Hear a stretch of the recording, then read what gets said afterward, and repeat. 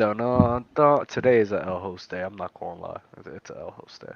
I Majorly apologize. Elhurst. I apologize. 8 minutes is crazy.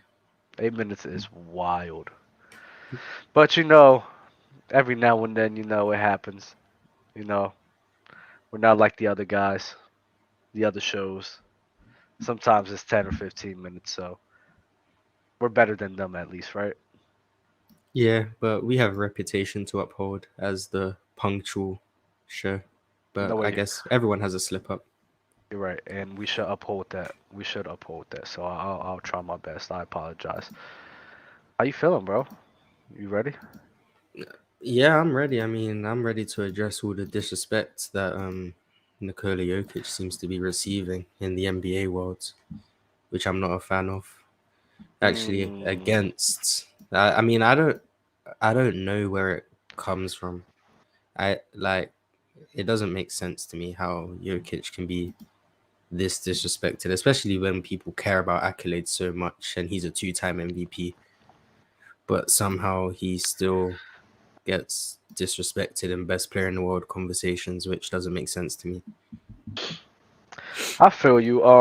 You know me. I was never really a Jokic guy. Uh, but I don't agree wholeheartedly with the constant switching back and forth. The constant. Well, I say they always doing this shit. Always, always. Last year was what do you call it? Like last year with Jimmy Butler. You feel me? I was getting crucified for it for having him top 15, having above Paul George, and now it flip flop. Now it's like, oh, Paul George better than Jimmy Butler? Are you insane? It's just constant switching back and forth. And Jokic right now is a guy that got a lot of love last season, but for some reason this year is like he doesn't deserve it. So I'm not gonna be debating this with you, Mars. So I'll be the Um, mediator today. yeah, I mean, I'm hoping there's not. I mean, for the content, I guess people should be debating, but I think for most people, I mean, it should be whether or not you have Jokic top three. That's me. I believe he's top three. But the fact that a lot of people had him very high last year, but this year they act as if he's taken a step back is what makes no sense to me. I mean, it does kind of make sense because obviously we know we got the box score watchers who don't watch basketball. They see his points per game went down, they see his rebounds went down. So maybe those people, they're like, oh, Jokic has gotten worse when all you have to do is watch the guy play. To me, if he's not the best offensive player in the NBA, he's the second best offensive player in the NBA. Hmm. Like when I hear Luka is like, I know you think Luka's better than Jokic. When I hear that, it's insane to me that you can believe it doesn't. I don't understand it because you look at what Jokic is able to do without dominating the ball. To me, Hmm. he's more impactful offensively. To me, he's a better passer than Luka. To me, he's a better scorer than Luka. Like, if your argument for Jokic being lower than Luka Doncic's offense, I think you're wrong. If it's defense, I mean, I guess because the center position is more valuable defensively, you can say it hurts him more. But even then, I think his defensive deficiencies are overblown. I mean, he's not a rim protector at all. That's his biggest issue. But he's got great hands. He's smart. He understands rotations. He's a big body. He provides value. And he's a good defensive rebounder, which I count as defense, despite other people not doing that. I just don't understand how Jokic can be cast aside and put automatically behind guys like Giannis, Steph, Luka, KD. Like, I think the main thing it's with weird to Luca, me. I think the main thing with Luca is really the playoffs. I don't if and that's the thing why I hold him such high regards as well. I mean, if Luca didn't perform so well in the postseason the way he has, then I'll probably see your point. But the fact that with Luca, I know for a fact that he's just gonna go out there and fucking dominate, like dominate, bro. Like I that's the main reason why I would sit here and have him above Jokic. But in the regular season, I think you could have a better argument on Jokic over Luca. But I think the separator for a lot of people, myself including, is the playoffs. Luca's different. Luca's different What in do the you think playoffs. Jokic is doing in the playoffs? He's great. I'm not gonna say he's trash, but Luca's on a different level. Like this dude's getting compared to LeBron James and Michael Jordan, bro. Like his production and everything. It's Yeah, because crazy. he has the ball the whole game. Heliocentrism. But still, he's going It's what out. He's happens to your stats when you have the ball the whole time. Nah, it's different. It's different, bro. Because he I don't think he shoots that bad in postseason as well, right? I mean, yeah, Luka shoots well in the postseason, but that doesn't like how do I explain this without sounding weird? If you if you have the ball that much, you're bound to put up crazy numbers that only Michael Jordan has put up. And the numbers he put up, the Michael Jordan numbers, it's 80s Michael Jordan. That's the numbers he's putting up. And the 80s Michael Jordan was also playing a relatively similar brand of ball to what Luka's playing now. Obviously, different game, but relatively similar. You have the ball, everything runs through you. You're gonna put up the points, the rebounds, the assists. LeBron James, those Cavs years, the same thing. Jokic doesn't play that way, so he's not going to put up the 35, 10, and 10. He's not going to do that. But his impact without those box score numbers is, to me, just as high at the minimum in the playoffs. And in the regular Talk about season, Jokic. yeah, and in the regular season, his offense is through the roof. I don't even know. Like, I don't think we've seen a big man this offensively capable ever. Like, I don't I know don't who think you could so. bring up. I'm not sure besides like Shaquille O'Neal, but then when you include the passing, I can see what you mean with that. Um, But with Luka Doncic, I mean, in my opinion, I think he's more impactful. I mean, him challenging the likes of the Clippers in back-to-back seasons at a young age is remarkable to me. Him going to the Western Conference to go up against the Golden State Warriors is remarkable to me as well. And then, 31 in the first season, 35 in the next year, 31 in the next season. Uh, 10 assists, 8 assists, 6 like the dude is just remarkable. And I think he's on really good efficiency as well. Let me double check. Yeah, 59%, 57%, 57%. So it's like when I see numbers like that, is like on top of watching it, like watching the game, I'm just sitting here like, bro, I gotta give hats off to this guy. But I see your point with Jokic. I mean, yeah, I have Luca number 4 in the NBA, so it's not like I'm saying like Luca's not that level of player. I think you're more likely to find success if you have a guy like Jokic, simply due to the fact of he doesn't what Luca does is so remarkable because he's like a one-man offense all by himself. You want him to have the ball because he's better with the ball than everyone else. But Jokic doesn't need to have the ball, but he makes life so much easier for everyone else when they have it. Even last season, with no Jamal Murray, no Michael Porter Jr., Monte Morris was looking like a very good point guard. Will Barton was looking like a very good player. I'm not saying these guys are bad, but in my opinion, you put those guys next to Luka and Dallas, they're just going to be compared to, they're going to be, oh, well, I don't Luka know doesn't about have any that. help. Like Spencer Dinwiddie to me is better than Monte Morris. Luka has Spencer Dinwiddie, and Spencer Dinwiddie is just cast off as someone who's, well, we need Luka to have the ball because Spencer Dinwiddie's not good enough. Or Will Barton is someone who's extremely valuable next to Jokic. Tim Hardaway Jr. is in Dallas, and Luka doesn't have help. Like that's what it's like. Jokic can, to me, make life so much easier for everyone else. When we talk about making life easier, people just think of it as you get your teammates wide open shots. Luka does that, which is no argument because he's one of the best playmakers in the NBA. But you can make life easier just by existing on the court. Steph Curry makes life easier for people just by existing on the court. Jokic makes life easier for people just by existing on the court. And that's something I think gets disregarded, especially when you just look at the people, just look at the box scores. And yeah, I I guess that's got it. you. I'm you guys heard it first. Heard it here from Mars. You heard his points. We're gonna start letting people up right now. Um, if your cameras aren't on, I'm not letting you up. So just keep that in mind. Yeah, I need y'all cameras on, regardless if you got in first or not. If your cameras are not on, I am not letting you up. So just gotta keep that in mind. What's good, fellas? How y'all doing? What's up? What's Yo, up? Do you guys have any gripes, anything to say about Luka Doncic or Jokic being top three in the NBA? uh, Uh, I'll go. go ahead. No, you go first. You go first. I mean, besides me, I don't think Jokic is top three, but I mean, I've always felt like people overrate Jokic. But we'll go Giannis, Curry, Luca. I think Kevin Durant's better than Jokic. Then I'll put Jokic after. I'll put Jokic at five. I got Giannis, Jokic, Luka, Steph, Embiid, Tatum, KD, AD. Then it's a gap, in my opinion. Can you say that again, just slower, please? Giannis, Jokic, Luka, Steph, Embiid, Tatum, KD, then AD. You got Tatum that low? That's low for Tatum. He's above KD. That's pretty Yeah, high. No, but he put him like, yeah. I mean, yeah, but I mean- where do you have Tatum? He's 1, 2, 3, 4.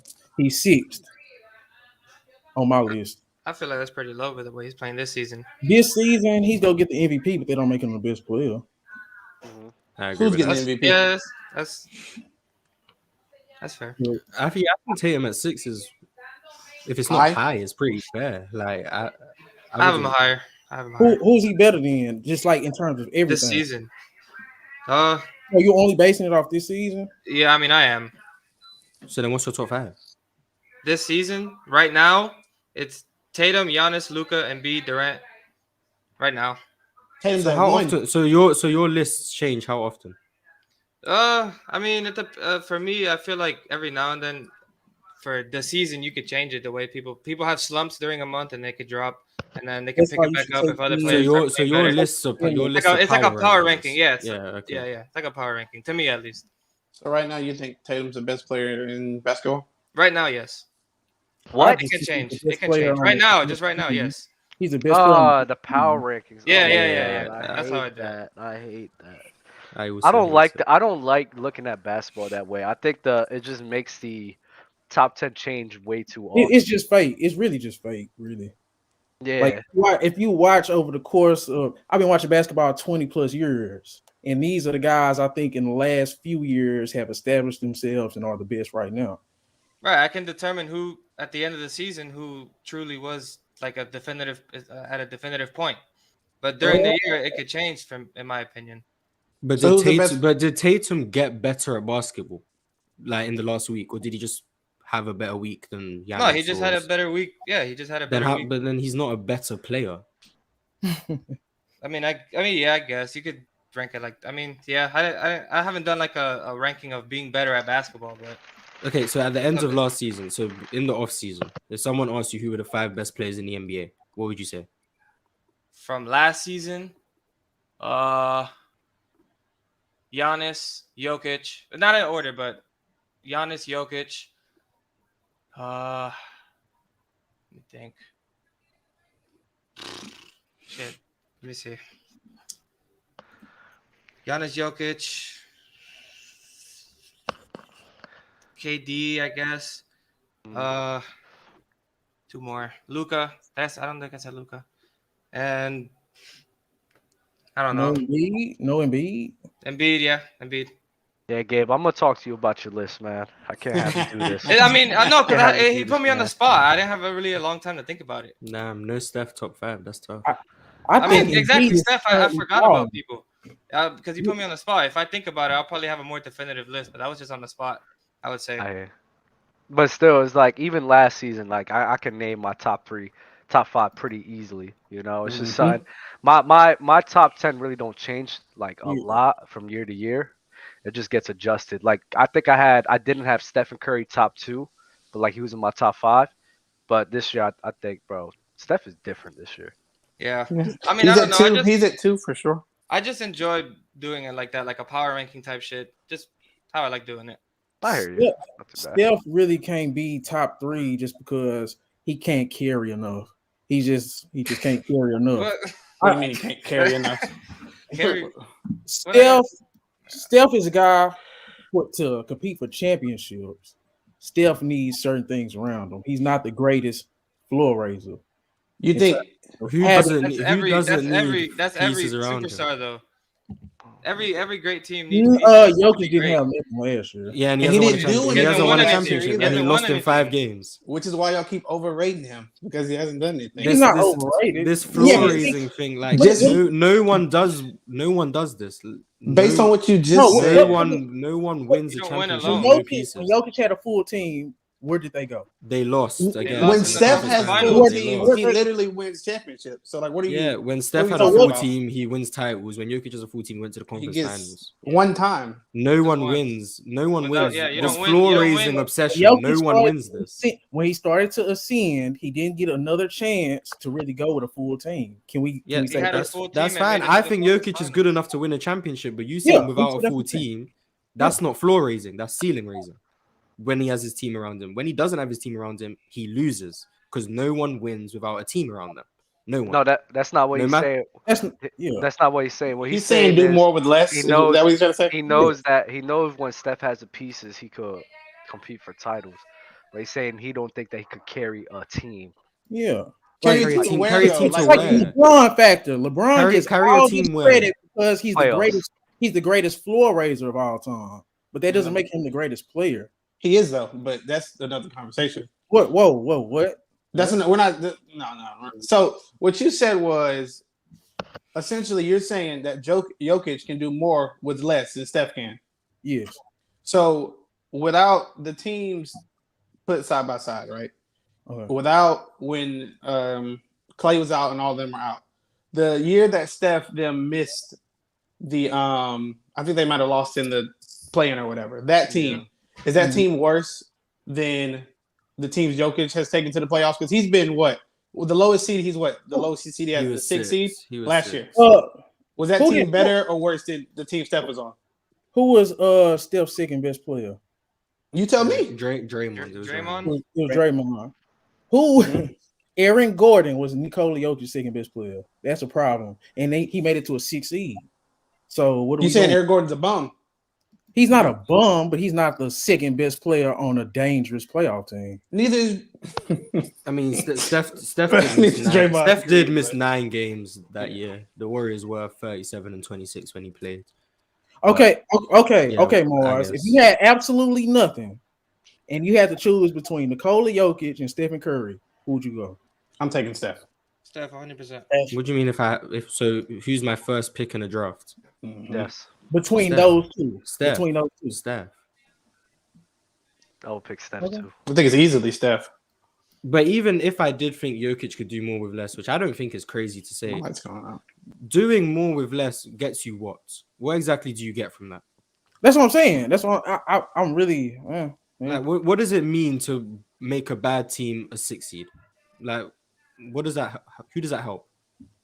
I mean, it's better than being a play-in team and that doesn't make the playoffs at all. Why is that better? Because then you get a lottery pick in the draft. Maybe you can get Victor Wembanyama. How's that no more beneficial than losing in the first round of the playoffs? How is that but from a fan's not more beneficial I don't than want losing in the first round in 5 games? Like, what do you get from losing in the first round in 5 games? Like, I just want to see competitive basketball though. At the end of the day, too, though. I don't want gentleman's sweep isn't a competitive. That's not basketball competitive. series. That's just you getting mocked. You won 1 game A and then you gentleman's lost 4 in a sweep row. is- It's not. Yeah, that's not. So when when Jokic hasn't had help, he lost to the Warriors in 5 and he got swept by the Suns. That's what Jokic has done without help. You can say he got them to the first year. Playing regular season though, right? Playing regular season though, right? I mean, the regular season was great. He got them to the 6th seed. Then they lost in 5 games in the playoffs. Had no chance of winning the title. No chance of doing anything. But you gotta think about it from a fan perspective too. Sometimes, if I'm a Denver Nuggets fan, what Jokic did without Jamal Murray and without Michael Porter Jr., I can still be satisfied as a Nuggets fan knowing that guy gave his all. If you want to be he can give his all, but it's still not. It's not valuable. It's valuable to the fan. The fan got a nice experience. Again, now we're what are we like third in the West right now? I think the Nuggets are third in the West. Yeah, I think so. Now, I feel like Jamal Murray is getting back into his groove.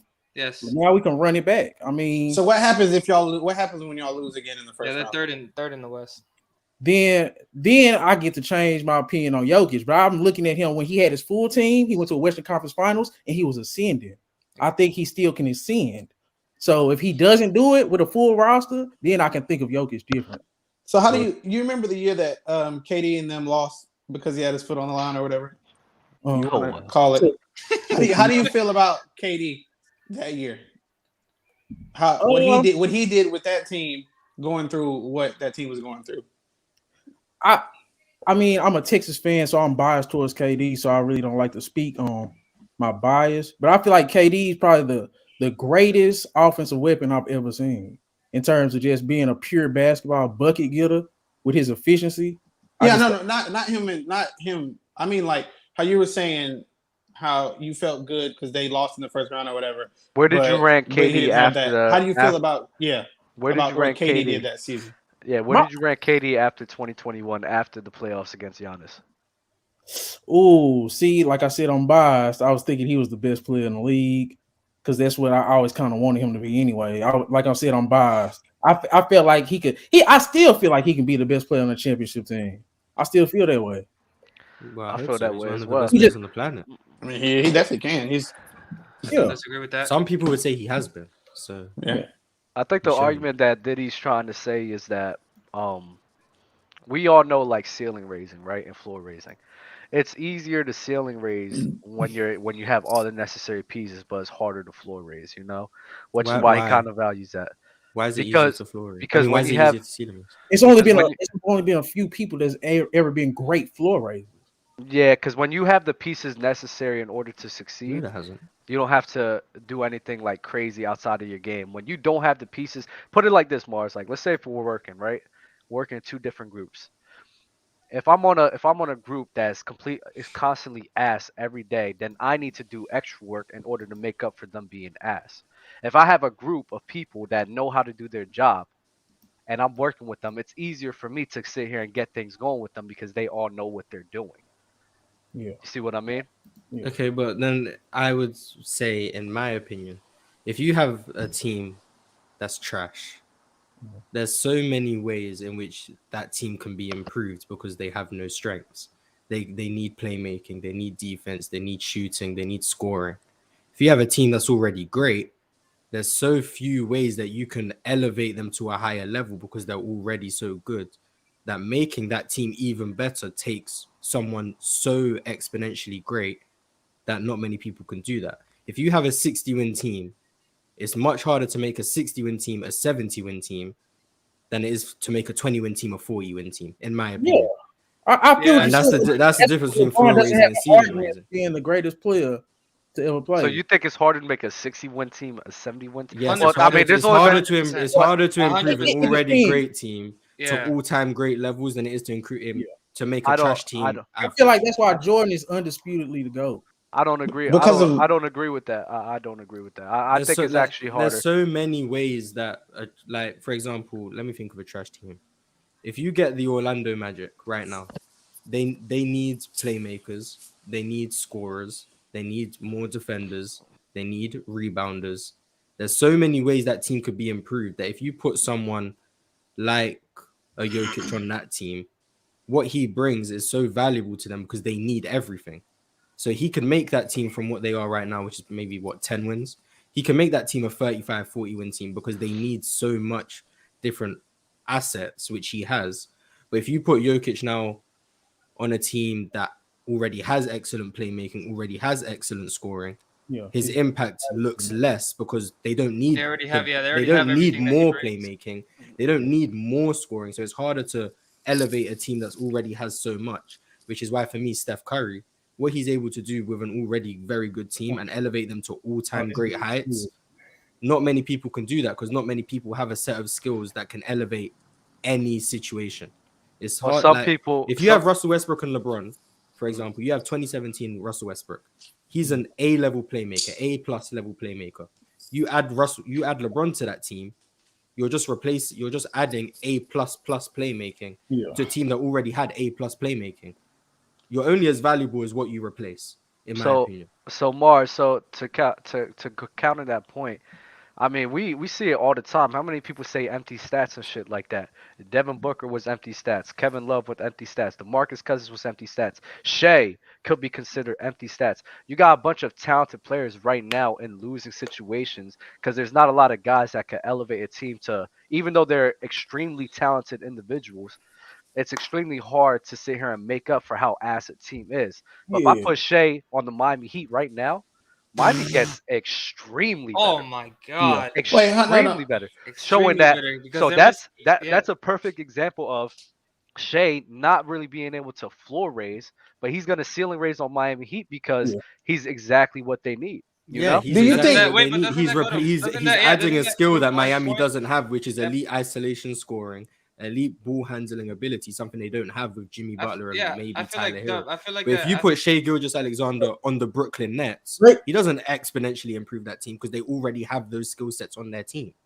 Look at That's it why like I'm I saying. think they get have better. Kyrie and I they think they probably get get better. better because of the talent They- he has. Yeah, They yeah, don't they get get. exponentially better. They already have Kyrie and KD. What? So who we bring wait. similar You skill don't. sets than Wait. what he has. Do you? If you wait. If Shea gets put on the Brooklyn Nets, do you think they're competing for a title? I think they're competing for a title right now. Oh, No. okay. But if, So- wait, hold on. okay. But Wow. if you put Shea on Brooklyn, don't you think his production will go down because they have Kyrie and KD?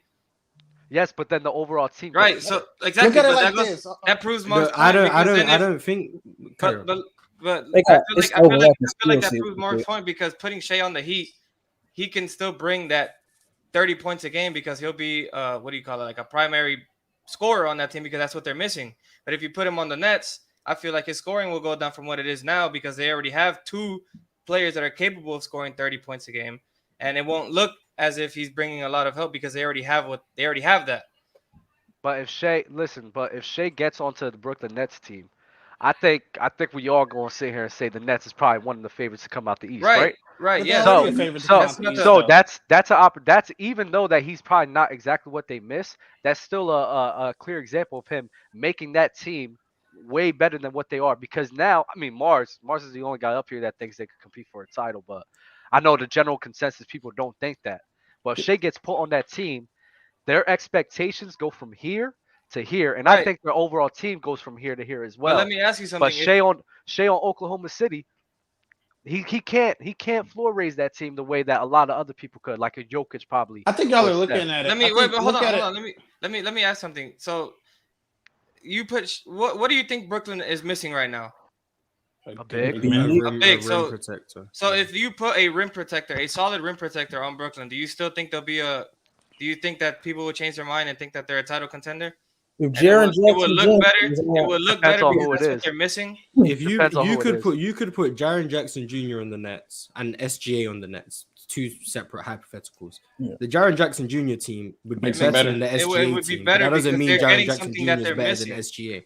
But Yeah, now you Like just I go- said, you're only as valuable as what you're But you're replacing. comparing now you're just Yeah. comparing two different players. The whole point of the argument is it's easier for a guy to make a good team great than a ass team good. And Shea Gill, Doug, hold on, and hold you on, guys hold are all saying you guys are all actually agreeing with me saying yes, the good team in the Brooklyn Nets become great when they add a Shea. But the ass team with Oklahoma City Thunder, they're not even a playoff lock right now. Is it easier? Do you think it's easier for a team to repeat a championship or a team that didn't make the playoffs last year to make the playoffs the next year? I don't know. That's tough. It's Talking about the it's- same it's exact- harder. It's harder to repeat. in It's my harder opinion. to I repeat think- than it is. I think it's harder. I think Yeah, it's harder that- to repeat. Yeah. It's harder to repeat because not only. So I think if you look at it that way, in the same sense of the whole floor raising and ceiling raising, if you won the championship last year, you can't get much better than winning the championship again. But if you were 8 seed and missed out on the playoffs, it's easier for you to make the playoffs next year. I mean, that's kind of tough because if it's the same exact team, because an ass team that didn't make the playoffs last season is probably going to change their fucking team and add new pieces, while the team that probably won the chip doesn't really add as much. But you don't even have to. So pick that's a whole You don't diff- have to that's a pick. whole You don't different- have to pick a 14 seed. You can pick. You don't have to pick an ass team. Pick a team that missed out like 2 or 3 It games depends on or where a something team like is that. in their development too, with the players they have. Yeah, I think there's too many factors to include Yeah, in there's a that lot- because yeah. you can have a young team that's getting better every year. You can have a team that just made a bunch of different bunch of different moves to improve the team, while the team who's repeating more than likely doesn't really make any drastic changes because they just won. So it's like that's kind of more difficult. If it's the same exact team from the year before, then I could probably argue that it's probably if it's the same exact team, it's harder for that team to make the playoffs this year. I mean the next year. I mean, it's not like it's a bunch of. I mean, there have been a decent amount of teams who've repeated back to back, but it's not like a. They had all time. It's not all. It's not every Watch, I'll be year right type back. thing. They for the repeats. You Yeah, the need repeats are like most all-time need great all-time teams. players. Well, most of them, in most cases. No, but I most of the time, championship teams do make adjustments because if you're the exact same team that you were from the championship, other teams are gonna realize that and they're gonna have a better game plan for you coming into the next season. So It'll if you be haven't changed minimal. It'll anything, be minimal. if you haven't changed anything, then I feel like it's easier for teams to game plan against you because they already have footage of you from the season before. Like example is like the Miami Heat when they were in the finals and then going to the next season, they were basically the exact same team. And in the first round, they got swept because Milwaukee played them with a better game plan than they did the year before. Miami overachieved. You talking about the Jimmy Butler Miami team? Right. Yes, but that was an overachievement anyway. It was overachievement, but it's still my point What? is still that in the bubble. Because I was saying that like for a team to repeat is hard because if you have the exact same team going to the next year, teams are already gonna have a game plan against you because they already saw you. When you guys, the repeat is pretty much in the bag if everybody stays healthy. Do you guys rate the bubble highly? No. Yes, that was. That was great basketball. I ignored it. That was great basketball. AD played great though. That's why I haven't even the bubble playoffs is the only playoffs I haven't ever gone back and rewatched because I just don't like it. Mars, how do you feel about AD? Are y'all insane? Are y'all serious? Yeah, AD to me is a top 5 player in the NBA. Y'all didn't like the bubble. Y'all writing. I love the bubble. What are we doing? I'm not writing it off. I mean, it counts. Like the Warriors. I mean, the Lakers won a ring. It counts. LeBron has 4 rings. I didn't enjoy it. Why? Like, I didn't. Why? What? That was it. What? That really? was one of the best playoffs that basketball, I've seen in a while. I don't because I go back and watch basketball. playoffs. I go back and watch playoffs all the time. The bubble is the only playoffs I can't go back and watch. It's just really why it was great. That shit was fire. It was cool in the moment. I remember when Luka made that game winner on the Clippers in Game 4. Like that was elite in the moment. But that Jamal Murray versus Donovan those Mitchell playoff runs are just amazing. something I'm not gonna go back and. What else watch. is good? Like there's no crowd. That shit was fire. Nasty as hell, bro. You said Jamal Murray. Jamal Murray versus Donovan Mitchell. That playoff series was amazing. Well, it's hard to it was cool. It was cool the one time I watched it. It's an outlier. It's like it was cool when I watched it. I'm not gonna go back and watch it again. I'll go back and watch like the 2012 playoffs. I'll go back and watch the 2008 playoffs. So you think the 2020 performances just never again. were outliers too? Mars, performances were outliers too. CP3 versus the Rockets, bro. That Houston and OKC series was good too. Bro, I was watching. That shit was that shit was fire. Hell yeah, Chris Paul getting the I love that shit. Like what? Shy hit that game winner over them. That shit was good. I can't James believe Harden blocked a shot to clinch the series. It was crazy. Yeah, that's what I'm saying, bro. That shit was good. I can't believe you, Lars. That's crazy. What? Because I don't want to go back and watch bubble games. That shit was fire. It's not even just bubble games, though. It's the playoffs. Dub, how many bubble games have you gone back and watched? Nah, I don't go. Nah, okay, I'm not like, hey, hold on, Dub. If the Heat wouldn't have went to the finals, would you feel the same way? Ooh. Yeah, I'm a Heat fan too. That was good basketball. 100%. That's when Duncan Robinson actually made shots. My God, don't even start. Oh my God. Oh my God, bro. Don't even start. Mars, can I ask you a question? I always want to ask. Mm-hmm. What is there a difference between being a guy that can be the best player on the championship team and just a guy that could be a Finals MVP? Like, because I feel like Donovan Mitchell, he can't necessarily be the best guy on the championship team unless everything's right. But I can't see him being a Finals MVP if he ever gets to a Finals. What? Oh yeah, of course, because being a Finals MVP just means you have to like have a great series. Most All-Star level players can have a great series. I mean, look at Paul Pierce, for example, in 2008. He had a very good 2008 finals, had a very big, I can't remember what game it was, might have been game 3 or 4, had a very big game 3 or 4 that kind of pushed him to, someone has an echo, that pushed him to a finals MVP. Most people who have watched that Boston team or who don't just pay attention to the accolades know KG was the best player on that team. So I wouldn't say Paul Pierce was ever capable of being the best player on a championship team, but he does have a finals MVP. I think Chauncey Billups is the same. I don't think Chauncey Billups was even the second best player on the Detroit Pistons, but he has a finals MVP. Because all you have to do is, if you have a series where you can get hot in terms of scoring, you can win a finals MVP and still not be the best player on the team. And I think that happens quite often. So So it who depends. you think of a couple of guys that are not, that you don't think will be like Shea? I think he could be a Finals MVP. I don't think he could be like a definitive best player on the championship team. Same way with Donovan Mitchell. I feel like that doesn't get talked about enough. How guys we look at guys because like he's on a crazy trajectory, but I still think he would have to be a number 2 on a championship team. So Yeah, but it's hypothetically, always those scorers. Those scorers are ones who can hypothetically win a Finals MVP because points is what ultimately what gets people these awards. So if you score a lot, there's a chance in any given series you can be the leading scorer in your team and win the Finals MVP despite not being the best player on the team. But history will look back on you favorably in those situations. You haven't went to sleep yet, so it don't count until you go to sleep. plus, I mean, Donovan Mitchell's playoff stats are Ain't nothing I can insane. say. I know, but He puts up numbers in the But do you think he playoffs. could Like be the it's best player kind of on the crazy. championship team? though? All That's a different question. Like the best. Yeah, player- but do you think the Cavs can win a championship this year? Nah. No. Do you think that it could win it in the future? What has to happen? Yeah, what has to happen for them to win a championship? Darius Garland has to take that leap. Like depth. yeah. One of I don't think guys. Darius Garland will ever be better than Donovan Mitchell. I think they just need to get more better bench players, in my opinion. I feel like Give the him- starting five is They good. him need but a they need wing. more- They Give need him a Mobley. wing. They need a defending wing because Darius Garland and Donovan Mitchell aren't good. They need Okoro. Isaac Okoro to become a competent offensive player. That's Yeah. it. And they need a bench, in my opinion, because Do you?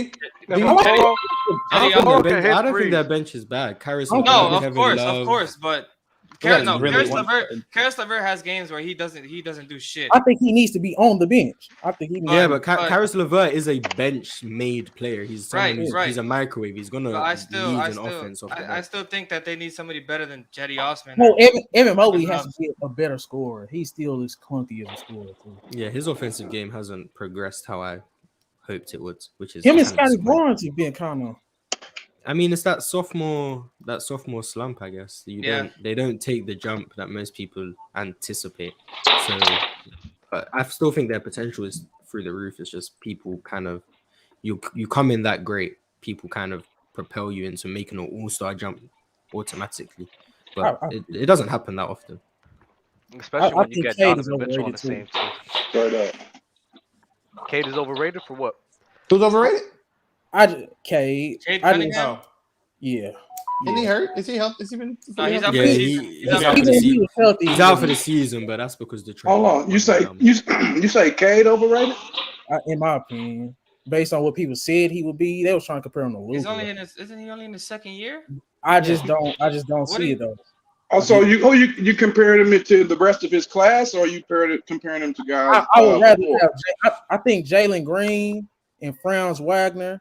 I feel like just they could have greater impact on winning championships. I don't know about Franz Wagner, but Jalen Green is facts. Jalen Green's the best Yeah, player. in the Jalen league. Green. Not mad at Facts. Yeah, Jalen I Green, can- facts. I can see Jalen Green, but not Franz Wagner. What? Not Franz Wagner. And Jalen Green, his athleticism is crazy, you know what I'm saying? But I don't think he could ever command a ball club like Cade could.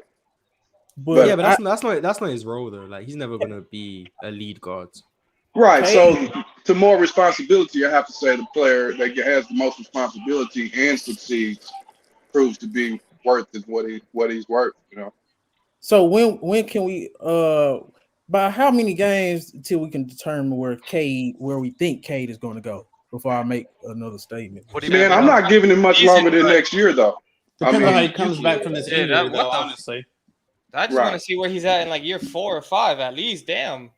Right. You know, It's only in year 2 and he's gonna miss the whole year. I just haven't been that impressed with what I've seen. We be getting I feel you. spoiled. It's just I- not everybody comes into this league and kills, bro. You know what I'm saying? It Exactly. used to Yeah, take you gotta 3 give 4 it years. Especially time. guards. Like guards and Like, I feel bigs like are, I feel like the way very- Luka's jump, bro. Everybody just has like that expectation of everybody's gonna be the same as Luka. Like, bro, it's not gonna happen. You gotta No. give some players this a chance to It's not. develop. Like around like year 4, 5, Well, I or mean, 6 is Luka when they did start play like. overseas. Yeah, It's not- yeah, of Luka's course, been a but pro it's- for a very long time. Exactly, so- that's what I'm trying to say. But a lot of people, like I feel like a lot of casuals don't know that, and they just, oh, Luka was good his second year. Why isn't he good his second year? Like people need a chance to develop, man. So Yeah, for sure. But you still can see potential early. You can see potential early. Rookie year, Right. he was better than Cade's rookie year by far. You said it's what? like Who was better than who's rookie or what? Luka's rookie year was way better than Cade's. And it should have been like they Yes, but I'm not said. Luka comparing- was I'm a not- pro I'm not already. Players, Yeah, I'm just saying. Luka's rookie year was better than Cade's, but Cade still had a hell of a rookie year. He Especially did. there was a Come time on, I come can't remember. He turned it around like mid-season. Yeah. At the The, beginning, he the was only so issue I bad, really but have he with turned it around. Cade is his lack of athleticism. I think that's the only thing that's really gonna hold him back. Right, But right. like his feel for the game, his craft, like he reminds me of Luka in that way. But the only And- issue is he has no burst at all. And Okay, I think he's a that's the third. difference for me. I think he's a third option. I don't think he's going to be bad. Jesus I think Christ. he's going to end up a third option. Like to be, I Like think Andrew Wiggins? Like Andrew Wiggins? Nah, he ain't no Wiggins, bro. Wiggins never I bring think Cade points. still finals MVP somewhere, but that doesn't mean it's just. God He damn. just may not ever be on a winning basketball team. He's whatever team he's on, he's gonna have the basketball. They may not be a winner. Yeah, then it I will. mean, yeah, if he stays in Detroit for the rest of his You know, One he of gonna those- do one like of those most teams guys is do. gonna get Wembanyama, and their whole trajectory is gonna change. And where is he gonna go, Mars? Who's gonna get lucky enough, bro? I'm rooting for Houston to get Wembanyama, man. That's what I want to see. But Jesus that's Christ. my bias Oh, towards Y'all that'll Houston. speaking of be Cam Whitmore I out of want him to land Villanova with Pop. and Brandon Miller. Nah, I'm not about to start watching Spurs games. And if he It's not even if he about goes watching to the Spurs Spurs, game. I'm then just talking about for Wembanyama. Like, what? Nah. yeah, feel but I like- don't care about for him. I want to I watch do. him. I'm not going to watch I the do. Spurs. I want him to go to the Thunder. For a start. Yeah, the Even Thunder or the still- Rockets are the only teams I really want him to go to. Or Golden That'd be State. fun to if watch. they Nah, decide not to the go That'd be Thunder. fun to Steph's watch not if he goes to the Rockets. Golden State would be cheating. We do not want him in Golden State. Wait, Steph's We don't- out. Golden State might as well tank. Get Wembanyama and He's then up for a rebuild. month. You seen that? Did you guys see that? Hold on, let me see if I can find it. Oh man. Gabe, Mars, I hate your logic with that shit. Mars's logic is If you can't win a championship, Look at tank. this you're shit. not. Yeah, if you can't win the championship, just Oh, I tank. don't You know how many? That's Oh, what I no. would do. Whoa. Man, That's the what I NBA would be so bad. if Oh, they yeah, did Yeah, what the they do. NBA would be bad, but from my You would be perspective, if my fine. team You would can't be win a fine, bro. championship, if we have no Look at this shot shit, of a Mars. You championship, gotta Look think at this about shit. Look at the this thing. graphic. You gotta think This about is the wild. Well, You got listen. 21 minutes to Embiid. Sucks. we all know Mars, Draymond's you the better can't player. tank. I wouldn't do that. Mars, Damn. Mars, listen. You cannot tank in every scenario. If you cannot win a title, you gotta understand, like it's a business, right? Yeah. I tank. You playing in the playoffs brings money and revenue. People don't want to sit here, bro. I was right next to Philly, bro. Tickets was cheap as fuck when they was doing the process with Michael Carter and Yeah. KJ McDaniels as they best fucking guys, They bro. had Nerlens Noel and shit. Nerlens That was- Noel. That shit was Nobody sad. was Yeah, there. but then Nobody they wanted. got Embiid, Then and they then got they got help. Ben Simmons, and guess Yes. what? That came from them tanking. What is For it? how Yes, long? For how long? It You takes a understand long how- ass So it's time. They were either asked for a That's- long that's ass time. fine. That's Losing money. fine. You're So wasting. you either want a And- team that That's can fine. or compete. Embiid There's nothing wrong with I'd watching- much rather tank than be a constant 6 seed.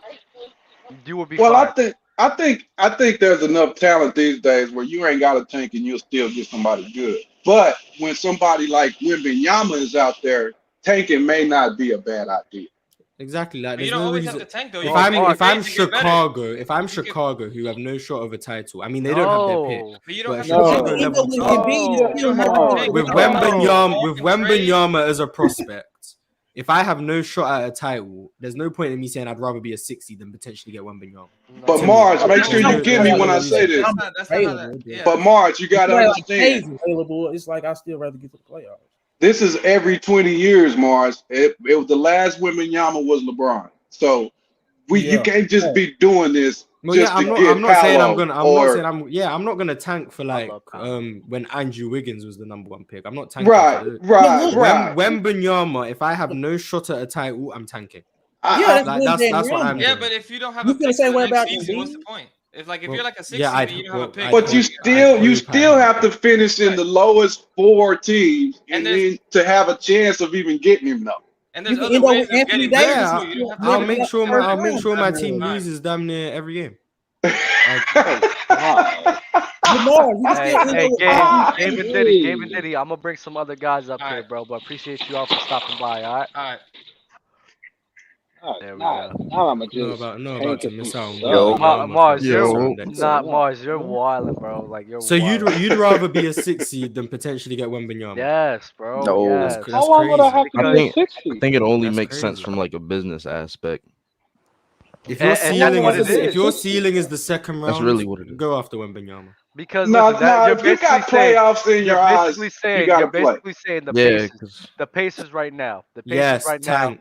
Tank. Yes. now. What are we doing? What? No, because If you don't have title aspirations and Victor Wembanyama is the number 1 pick, try and get Victor You're Wembanyama. building. So Mars, Mars, it's about building for the future, right? I mean, I can't say Yeah, you're Victor wrong. I Wembanyama probably is the would future. too. No, bro, stop. That's a risk.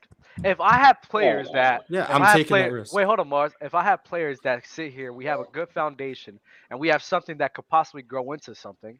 I'm not just gonna give that all up off of a guy that could potentially be this crazy guy.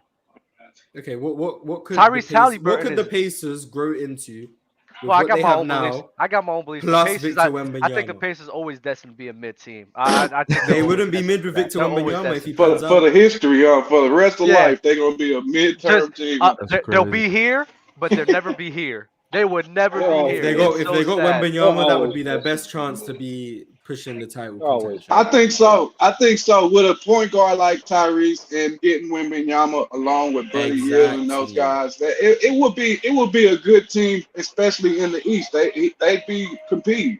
No one's Exactly. coming to Indiana. He But doesn't have a choice. He's drafted there. I mean, No, I'm He's there saying for at Indiana. least I'm he's saying, there like, for no at least stars. 8 years. No So, stars Mars, are how coming. many? Wembanyama will be the star. Wait, Yeah, let me they'll Okay, have the it. draft. I'm saying like no stars are gonna. They don't choose need to free come there. agents. They have Wembanyama. Nah. He's No, the you're answer. right.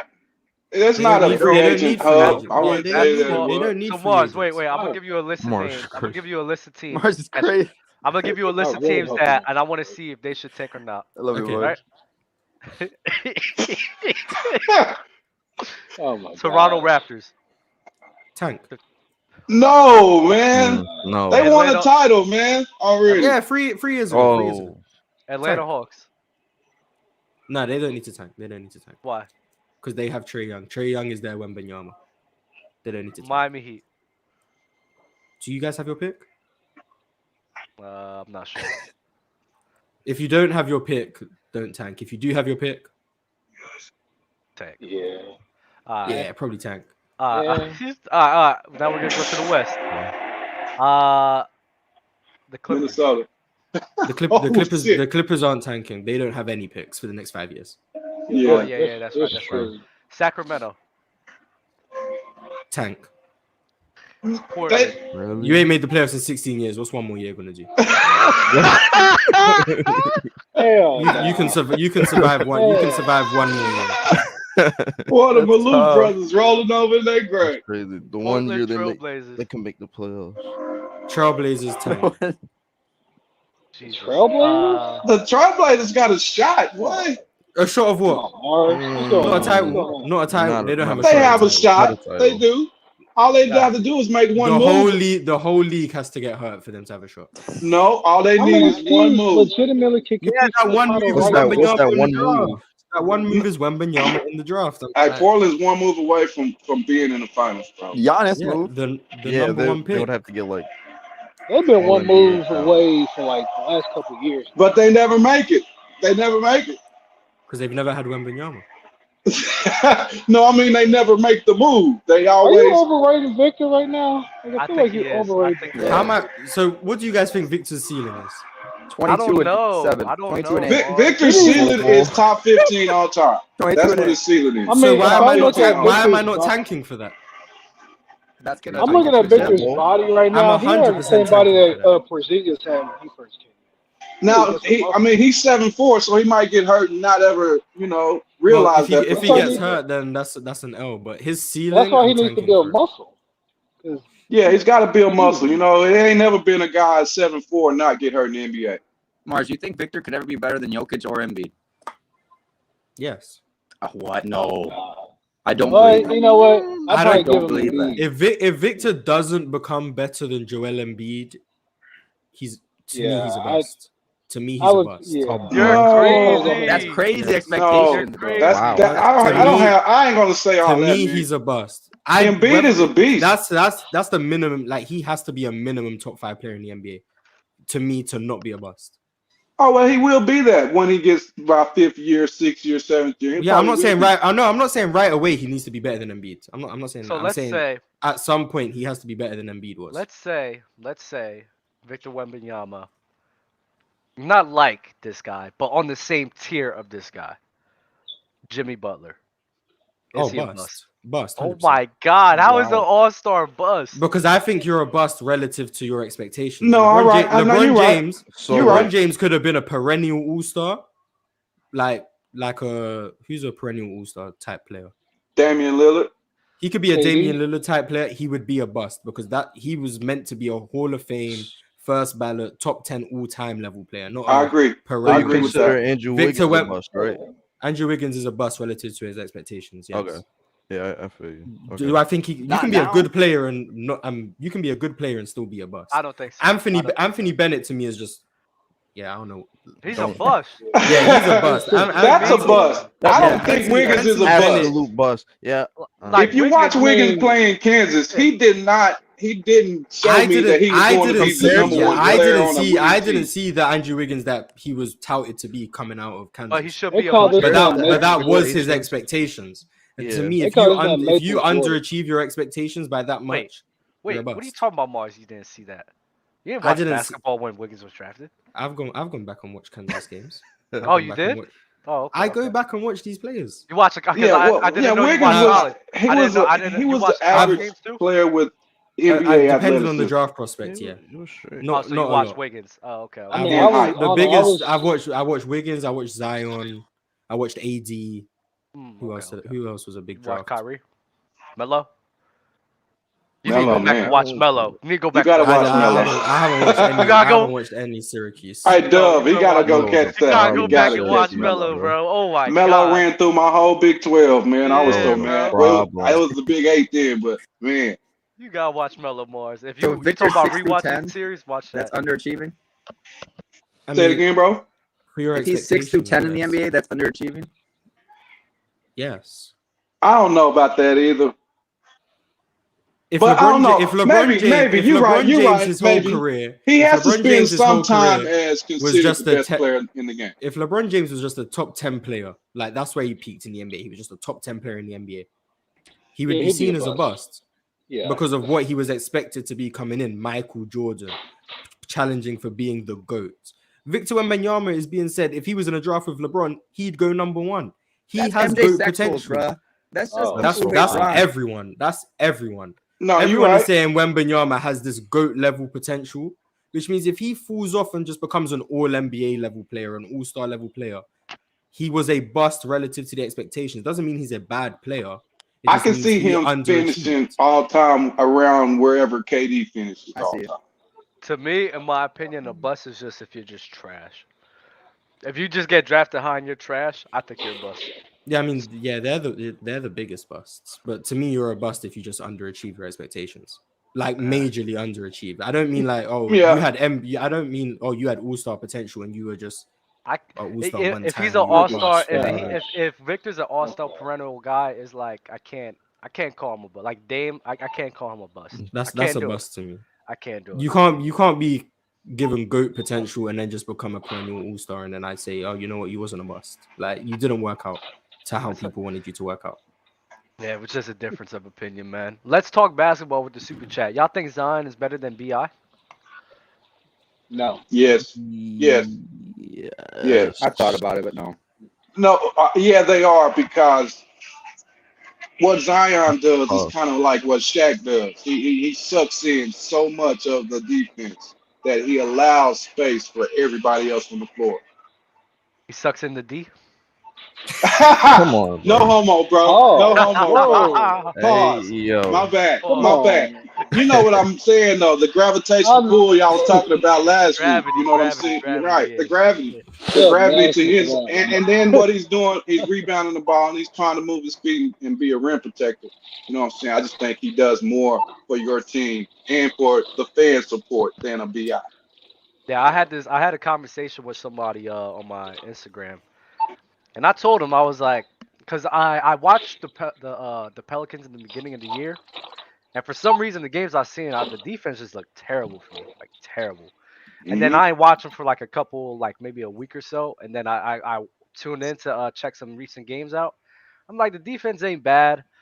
Zion looks good on the help side, but I don't know. I'm still not confident, bro. I think in the playoffs, bro, being able to pick apart guys like CJ and Zion in a one-on-one setting, I think that'll be like their downfall still. I was Well, gonna the reason ask they where. playing better D is because Bi been out, and they've been substituting him with their defensive perimeter defenders that they have off the Yeah, bench, like Trey Murphy, Trey. Yeah, I the new know. guy. So having Bi back, he's not that caliber of a defender. I mean, he's not a scrub. I'm not gonna say he's like trash defensive, but he's not on those guys' level. Having all those guys playing at the same time, it's a question mark. I gotta see. Like I Where do have you to see this. where do you I I guys think gotta see I see. feel him you. I feel you. That's finishing? I respect. gotta see Zion You in the gotta get. playoffs because Where do you I've guys seen see him Bi. I finishing? mean, He is I'm telling y'all right now, man. Zion is the absolute truth, bro, and he still ain't in shape yet, and that's what people don't know. Gotcha. He's still Yo, not in shape. your mic is staticky real quick, so I'm gonna mute you real quick and just fix that for me. Came I in think while. in the playoffs we're gonna see that Brandon Ingram is a better player than Zion. But if I'm wrong, I'm wrong. Hey, But I wouldn't be I mad at think being Brandon wrong. Where do Ingram's you guys gonna. see the Pelicans like finishing in the playoffs, They can make Six. the conference. They can make the conference finals. conference finals? Oh, I'd be you surprised. said in the I'd be shocked I if don't wait. they know. I made the just finals, but I think they the can make the conference finals. Is that better, Doug? Nah. My mic better, y'all. It Mars. it sounds like your it's mic's still a in a little helicopter. staticky. Yeah, you sound like a robot. Okay, let me. Well, they could probably make it to the semifinal. They could do it. I think it depends on matchups because I Yeah, think if they go up against teams with like the minimal rim Grizzlies. protection, they can be great. If they go up against teams with elite rim protection, I think that's where they're going to struggle. So it just depends on Right. matchups. Can they beat the Suns? Yeah. Well, they almost beat the Suns last season, so I mean, I'm not Yeah, gonna. I think they I could beat the think the Suns reason in like the a Suns six are or just seven a game weird. series. The Suns are a playoff team that are so weird because they don't generate Never know. enough efficient You never know offense, what in they're my gonna be. opinion. Like they don't get enough looks at the rim. They don't get to the free throw line enough. They're very highly predicated on the mid range and post touches, which is like Right. I don't know how sustainable that can be in the postseason, in my opinion. Which is why I think that and plus Jason Kidd's defense, but I think that's why they struggled against the Dallas Mavericks because Dallas is very modern NBA in terms of they're trying to get layups, they're trying to get threes. Right. And you go against the Suns where they're basically the opposite of that. It's easier to outscore those type of teams, which is why I don't think they're going to win in the playoffs. I don't know, bro. I don't. It's The tough. Suns pissed me off because I had them last season, probably making it out the West, but god damn, bro, what happened? Ironically, I had it Warriors Bucks in the finals, and the Celtics ruined it. Shit. I'm gonna be honest. I don't even believe in the Suns. Like real talk. Like when y'all said if the Pelicans can beat the Suns, I think they could beat them pretty easily. In my opinion, Easily? I don't. I think Pelicans probably win in six. It's six. Yeah. yeah, I would say Yeah. I Six personally and believe three. that it's five though. Do they beat the Nuggets, the Pelicans? Depends on health for the Nuggets and the Pels, but like both teams fully healthy at their like peak. I think that series goes to like six, and if it really is like that tough, it goes to seven. But I still think the Pels could pull it on top for me. That's a weird series because the Denver Nuggets have probably the worst rim protection in the NBA Yeah. with Jokic and Aaron Gordon. But But I think then they're I don't Jokic is a think anybody matchup could guard. problem for the Yeah. yeah. I was for gonna the say because Pelicans. That's why I it's don't such think a If weird anybody can series Zion to guard me. catches a Jokic. body on Jokic, Mars, I'm coming to you, bro. Pause. I think He that probably offensive would. I skill wouldn't be set. surprised. I think the offensive skill set that Jokic has, like if they were to go against him, that's what like is really gonna like set him apart for the Nuggets to still be winning games, whether or not they don't have great rim protection on D. So Yeah, they have to outscore teams though because their transition defense is so bad. So maybe in the playoffs when the game slows down, maybe their defense could maybe pick it up, but I wouldn't be optimistic. sure. Right. Oh, Lucas is back. Lucas is back. Lucas is a good guy. Hello, brother. My bad. My phone died. You good, man? A lot of technical difficulties happened today with people. My bad. Surprising me. But yeah, bro. How about the Minnesota Timberwolves, man? I love Such here. a I have no such a feeling. disgrace. Such a disgrace. You don't have to do that. No, it's a I'm Disappointment. Rudy Gobert is a disgrace. I No, live why here, are bro. you Don't do blaming that. Rudy? Why are you Ooh. blaming Rudy for the Minnesota Nah, Timberwolves? bro. It's the Listen, man. coach. I will say It's this. just the way the team I'll How's say it the plays. this. No, coach all no, of a sudden? it's He's not. It Cat. should be Cat's team. It should be Ants. Facts. Huh? That's a fact. Cat, bro. It's coach's decision whose team it is, right? Hmm. Did he tell you it was In Cat's a team? way. You can see it with your eyes. It's Cat's team. They're still Based trying on to what? keep him like the same as Ant.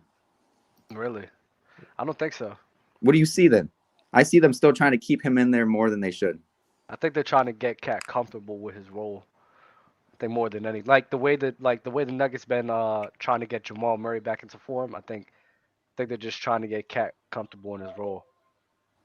Do you guys think they I need to just give see up I on just Cat? see an offense with no Uh, spacing. Yeah, That's I why I just see see it. a It's And poor they crazy. developed trying. offense That's so bad to say that and they a have no spacing too, struggling especially defense. with like D'Angelo Russell. You got D'Angelo Russell, you got Ant, you got Cat there, and I think that's pretty decent spacing in my opinion. Jalen McDaniels can shoot the three at times, so you can't just like leave him open. So I'm like, bro, Rudy, Rudy's not I'm the That's problem. telling what Cat Like you, was that's not. One we person tell can't ruin you, your spacing to this degree. I'm Rudy. saying like the players that I just listed should be able to provide enough spacing on at least for that starting lineup on offensive end to be able to run decent offensive sets.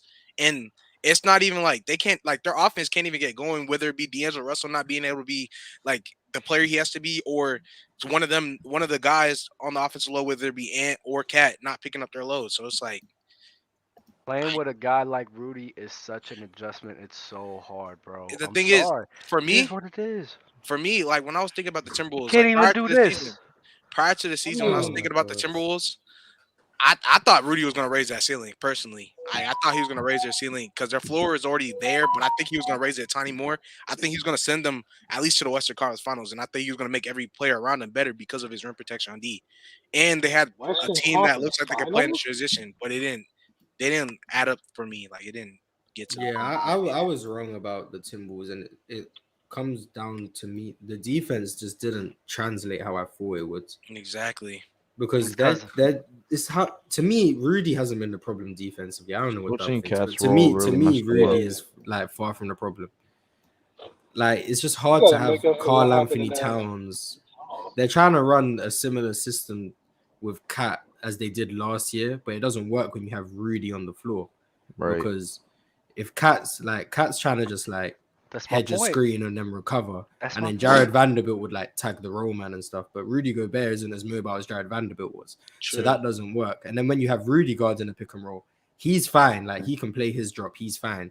But then when you have Cat on the back line, He's like lost, bro. he And can't that's do That anything. You wasn't really And do lost. just Like look that's lost. where for me that's where Rudy came in because I thought him coming in this offseason was going to solve a lot of those problems because he's such a defensive stopper and he understands defenses so well that he was going to be able to help players around him. But I thought he was going to be able to help Cat out at least get better defensively year by year to a point where we see Cat be an average to like below average to an average defender. But this man Cat didn't progress at all. His footwork's horrible. Like he's not good at defense whatsoever. Like Yeah, it's I like think I that. think Cat is proof that defense is a skill. All the people who Yeah. say defense is just effort, Right.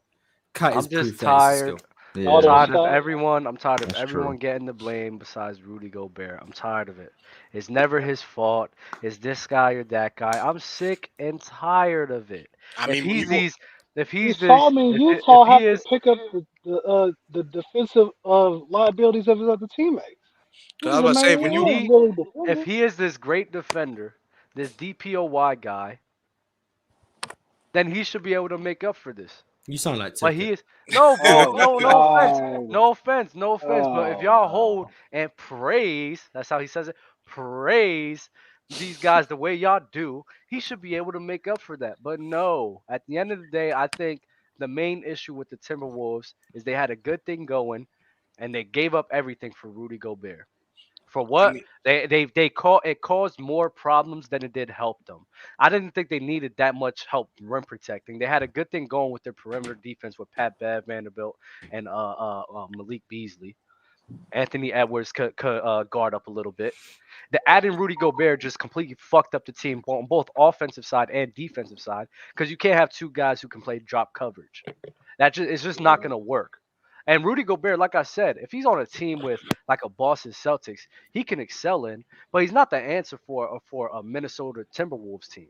And now Cat's getting the blame of this, but we all know Cat wasn't a great defender. So why is he getting the blame for this if we all knew that wasn't his thing? I You thought asked to make him to him. play more. I You don't. asked No him one's to play blaming. more. No, I don't think anyone's blaming Cat. I think everyone's blaming the Timberwolves coach, but two, The front the way office. that their offense in general, like their team in general, is not constructed well to the point where like they should be. Like that's what people are looking at. They're not looking at Rudy and saying that. The Well, I the can't speak for teammate, everyone, but for me, I'm the not looking team at last Rudy. season, was perfectly fine on the offensive and defensive side. Guess what? They I added can't one say guy. that for the defensive side because they were losing Against the games because Memphis dude, they needed defense and rebounding. That's all they needed. It was better than what they had they this year. needed rim protection too. Of course, but Rudy They Gobert, were much adding better Rudy last Gobert did what? It actually made both sides worse, right? I don't I agree. mean, I yeah, their thought defense is Timberwolves are worse. just Yeah, but So it's that's very also Rudy. stable early. That's them organization. Like this is their making. first year So you together. guys are right. You guys are right. The coaching, they made the wrong decision. You're right. They made the wrong decision by getting Rudy Gobert.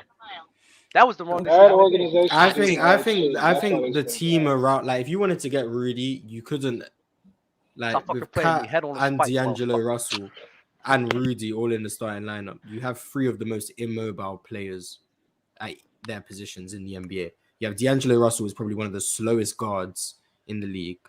You have Cat, who we all know can't move his feet, and we have Rudy Gobert, who's not necessarily the quickest on his feet either. You now just have one of the most immobile defenses in the NBA. So once the defense breaks down, Mhm. no one's able to recover and rotate, which is No what you had rotation. Jared Vanderbilt I last year, told you who that could last fly season. around. And you know who they replaced Jared Vanderbilt with?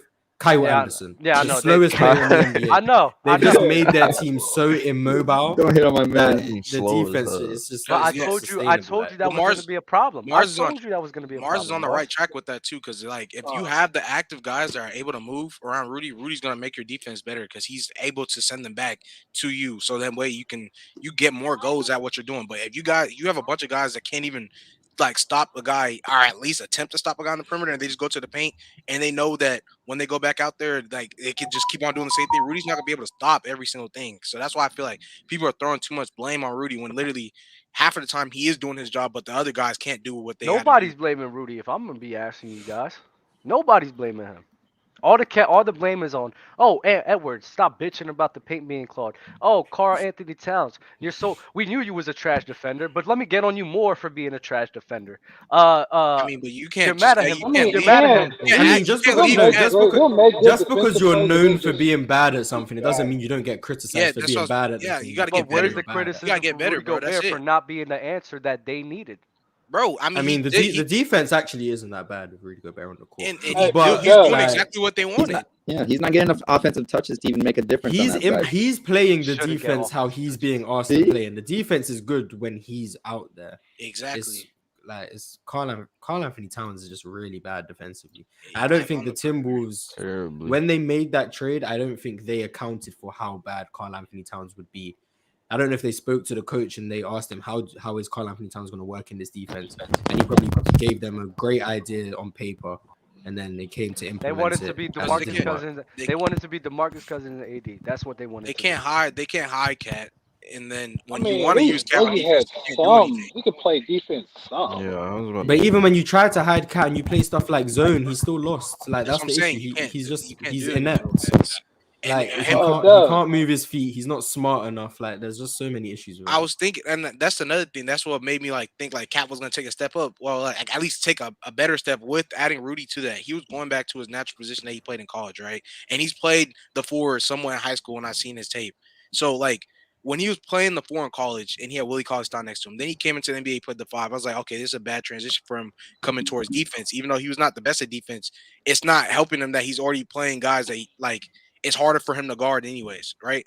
And so when he went back to the four, I was assuming because that's my fault on my part, but I was assuming Rudy Gobert was going to be able to help him out when it came to certain things, and then he was going to feel more natural and feel better playing defense at that position because he's not guarding guys like Embiid, Jokic, and all that stuff on a regular night-to-night basis. So then once he touched that 4, and I'm thinking, okay, this ceiling is now improved. They can actually do something. That's when I realized Cat is just really that bad at defense, and that's why he still deserves fair criticism because he should be getting better as a defender, no matter how bad you are at any point in the game. I also think Cat, he scores better when he has the lanky 5s on him. So when he now he's the 4 and he has these big mobile 4s on him, just like last year in the Memphis series when he has long mobile 4s, he scores. He's as good in my opinion. All I heard was Rudy was going to be an answer, and he wasn't an answer, man. That's all I heard. But we gonna get some other guys on here, bro. Appreciate Lucas. You gonna stay on for a little bit longer, but BMG show Soldier. I'm gonna get some other guys on here. All right, Dub, What's up, bro? Dub. I just want to ask one question. Who made a worse trade, the Minnesota Timberwolves for Rudy, or Denver for Russell Wilson? Oh. Damn, that's tough. I'll go with Rudy because I think there's more factors than just like Russ, like a lot more factors. Rudy Gobert is like we expect him to be the answer, and he just really wasn't. Then you gave up literally everything that was on defensive side, everything that was beneficial for your defense, and you just gave that all up for Rudy Gobert, thinking that he can make up for it. While Russell Wilson is like the head coach is fucking trash. Jerry Jeudy is taking a step down. Cortland Sutton's really the only guy. The running backs are getting hurt, so it's like I'll go with Rudy. But I mean that's a good question though. I'll give you that. That'll be easy. All right. Mars, where you got Tim Duncan, by the way? What do you mean? Where do I have him? All time. Let me see. I don't want to lie. What's good, fellas? I have Duncan at 7. What was that? I can hear you. 7. All right. Yeah, I want to say this right quick. Yeah, I agree with Dub 1,000%, son. Rudy Gobert is the problem 1,000%, son. You a DPOY? I agree. You a DPOY 3 times? To the team for a reason. Doing this trash stuff on defense is crazy, man. It's ludicrous. Dub is 1,000% correct right now, man. It's not. You can't. You already knew Towns wasn't a good defender. It's okay to just say and take the next step, but you bunk him you traded everybody. Oh my gosh! Everybody good at guarding up. They got rid of. So I want to ask you. I want to ask you. Like, so you can't tell me. So you mean to tell me that Cat shouldn't be able to get better as a defender throughout his whole career? They should have never traded for Gobert. Cat should have stepped up defensively, if you ask me. But he still hasn't, right? But you knew this about Cat his whole career, though. You knew this about okay, but like just because we know something, we just have to accept it. Because think about it, you got to put two big men. Do you think one of them gonna get ate up in the pick and roll, whether it's Gobert or whether it's Cat? You see what I'm saying? Gobert. And then offensively, Gobert's not bad in the pick and roll though. He's Gobert's been great in the pick and roll this year, but anyway, on the perimeter, Gobert has been great in the pick and roll this year. All right, well, I disagree with that. Myself. He's great by the numbers. He's always great, Mars, but he's always playing. All right, but it's not always him playing drop. I don't know why you have an obsession with drop coverage being bad. He's the best drop coverage defender in the NBA. It's a 3-point shooting league. That's why you really. But he's not giving up these threes. He's not giving them up. Fuck up, man. I'll be right back. You can just look at the points per possession when guarding the pick and roll.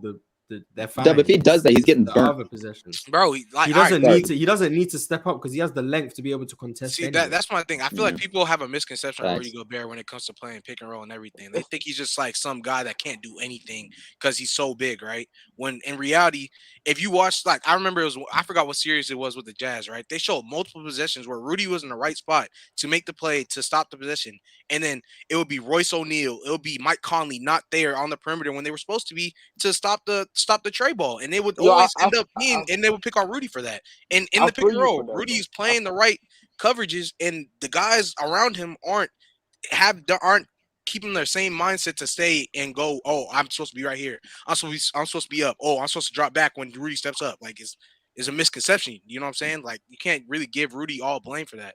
I feel you for that, but when you trade for somebody like that, you expect them to change the culture, change the defensive culture for your team. And when you trade that much for that person, and he's not bringing that much of an impact to your team. Like last year when they had Pat Bev on the team, he brought more of an impact to your team defensively. So you'd rather have right rah now. rah. So I understand. I see where you're coming from. So you'd rather see a rah rah person make your team be a first round exit than a person that can raise your team to a third round. Yeah, he hasn't raised his team to nothing. Because this Since you team brought him back. the team around him is not playing how they're supposed to be defensively. They're not mobile. Even though Ant's taking a better step defensively, Cat has still been horrible in his footwork. He's not good defensively, and I don't care if y'all say we don't pick on him because he's literally supposed to get better. You're in the NBA you're getting paid to do a better job at what you already can't do. You get better to do stuff. Cat's already great offensively, but he should be better. He should still be trying to get better defensively year in and year out, no matter what, to make him a better player. So we can't. I'm not gonna give Rudy full blame for something that his teammates aren't even trying to help themselves. You know what I'm saying? He's trying to help y'all, but y'all gotta help yourselves too. I'm not really blaming Rudy. I'm blaming the front office because I feel like you should have picked between either Rudy or Cat. I just feel like I was gonna say, in my opinion, you should trade Cat. I agree. I'd agree with that. Cat should have been going. Yeah, that's a fact. Cat had his turn and he messed up. I agree with this. I don't think Rudy and Cat can work. I do think the Timberwolves gave up too much for Rudy, but that's not his fault. He doesn't control his trade value. So I can't hold him against what he was traded for. I'm just talking about what he was brought in to do.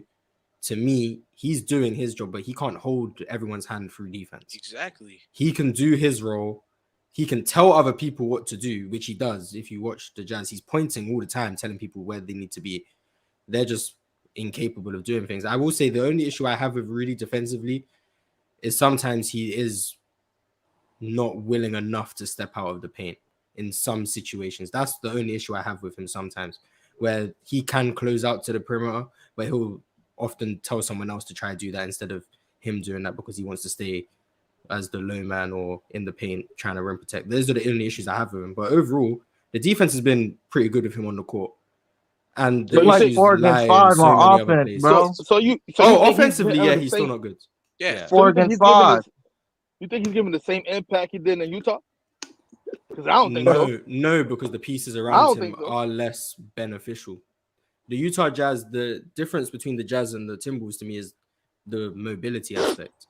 The Jazz, they were just their game plan was funnel everything towards Rudy. The Timberwolves, what they're trying to do is use Rudy as a last line of defense type thing. So the Jazz, their game plan was everything. We're just gonna play a pick and roll. We're gonna drive them towards the paint. Rudy is there; he'll protect us. The Timberwolves, they're trying to keep everything away from Rudy in the sense of they're trying to, at the point of attack, they're trying to limit all penetration. And when Rudy's there, he'll deal with that. But they're not trying to just get everything towards him. So it's like floor raising a defense. If you have a guy like Rudy on the Jazz and he's floor raising the defense, he does everything for you. The Timberwolves are not trying to have him do everything, but the issue is no one else can do anything. So the defense just isn't working out in the way it should be. Exactly. So it's just like, I can't say he hasn't been as impactful, but it's because he's in a different defensive system. So let me tell y'all this, right? Let me tell y'all this. I came back ready for the smoke. Listen, where you been? I had to take my little bro somewhere. But listen, bro. If Rudy Gobert is this guy that y'all love, he's so impactful on defense. He's this crazy defensive guy, right? Mm-hmm. Why isn't it fixed? Why isn't it fixed, bro? The perimeter defense is ass. He giving you multiple reasons. Look. So, all right. So right now, what it's looking like is that you're not taking our reasons because we stated multiple times what it is. I didn't even know. I came back. No, I know. I'm saying before you left because we said this too. Like his defenders, the defenders outside of Rudy, most of them aren't trying to understand, gain a full grasp of what the defensive coverages and all that stuff. Especially when Rudy comes out the court and say Cat rolls to the 5, it's a noticeable drop when it comes to defense with him on and off the court because their defense actually with him on the court is actually good. It's not great like it should be, but it's good, right? Then you have all the guys like Jalen McDaniels, right? I don't think he's horrible at defense, but he's still not Jared Vanderbilt. You have Cat, we already said, who was horrible defensively. Ant has taken a step up defensively. D'Angelo Russell it's that's the point. every other night. But you don't have those guys. That's the Hey, so point. do you think they just got Gobert and was like, he's gonna clean up the But that's the defense? We point. just need But to yeah, get Gobert. I mean, I do think that's what the they point. did. That's bro. Listen, that's the point right there, Jimmy Choo. I can understand what you guys are saying, but the thing I have a problem is people generally, a lot of times make Rudy more than what he is. He's a rim protector. We all know this. He is a rim protector. That's it. That's literally the only thing he brings. No, he can't do anything I else. know y'all seen how many times Curry had that boy spinning. Other than rebounds and protect the rim, he can't do anything else. Nothing else. What should he be averaging as a third, fourth option? But when you watch Rudy in the pick and roll, do you think he's like completely lost on the pick and roll? Yes. No, Dub sees drop coverage and just says it's bad defense. It's drop coverage. No, that's what a rim protector does. They play drop coverage. He's a rim protector. I seen Curry cook Gobert too many times in the pick and roll. I've seen Curry cook Kawhi Leonard. Like, okay, Curry. Like, what does that mean? Oh wait, Jimmy, don't bring that up. Being cooked by Stephen Curry doesn't make you any worse. Don't bring that up. Don't bring that up, please. Like, but that's the point. I don't want to. I hate the fact that people glorify this guy. They sit here put him on this crazy status, and I'm like, no, bro. What I mean, status? he's a great rim protector, and that's it. What you talking about? The people say that he's this crazy defensive guy that can make up so much problems on the defense. I'm like, okay, bet. What's he doing now? He's literally anchoring defenses to be better than what they should be. Literally, without Rudy Gobert, it's not good. You love floor raising so much, but when it's floor raising a defense, it means nothing. Who? You. Me? Yes, you. What you talking about? You love floor raising. Floor raising is so much more difficult. I don't than like ceiling the raising. praise, bro. But then Rudy Gobert, who's been floor raising defenses for half a decade, you say now he's meant to be ceiling raising this defense. He's not doing it.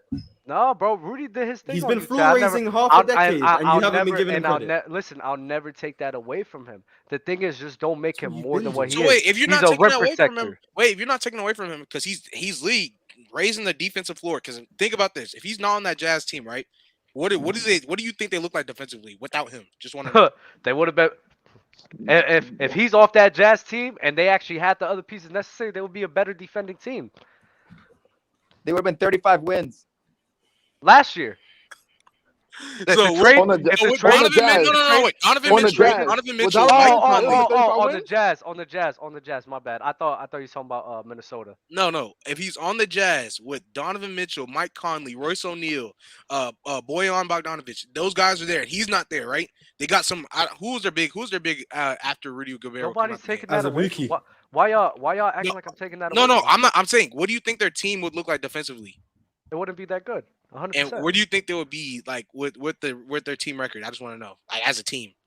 I'm not sure. Just give me because I think they were winning. I think they were still winning games with like Hassan Whiteside there as well. When Donovan Mitchell was playing, and then Hassan Whiteside. Yeah, if Donovan Mitchell was there, they were winning games with Hassan Whiteside. They were winning guys for other guys when Rudy wasn't there and D Mitch was there.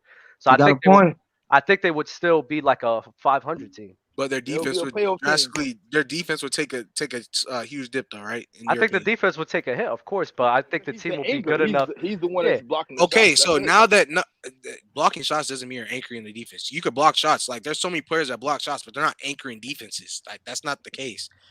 Like I can't say Cat block shots. Cat block shots. I'm not gonna say he anchors the defense. Like we're not gonna do that. But they're sending the defender there his way.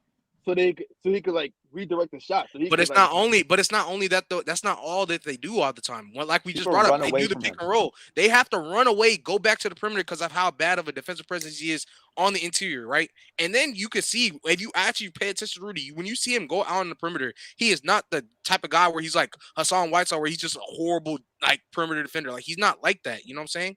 He's actually good in the pick and roll. He's elite in the pick and roll for a guy of his size. Here we go. For a guy he's elite in the pick and roll regardless. He's elite in the pick and roll regardless. You can just look at how much he gives up in the pick and roll. He rarely has any defensive. He really does not have defensive lapses whatsoever. No matter where he's at, whether it be in the corner, the wing, the anywhere on the perimeter, in the mid range, in the paint, he is always there, knowing what he's supposed to do on the defense. It's whether or not the players around him are going to be able to step up on defense, straight up. And we just keep blaming everybody else but him. I mean, bro, you do the same thing. You do the same thing for Luka Doncic on Dallas, and you say that it's not his fault that he's doing everything he can. So the Luka's only deep. the only What, difference for Mars? you is the difference between offense and defense. It's the exact same No, situation. Mars, what are you You talking say it's not about? Luka's fault that he can't win with Dallas because he doesn't have enough help. You say Rudy Gobert is the problem because he's not doing more defensively when he doesn't have help, and The it's always problem and we're is blaming the everyone problem is the else. problem is just the player and who he is.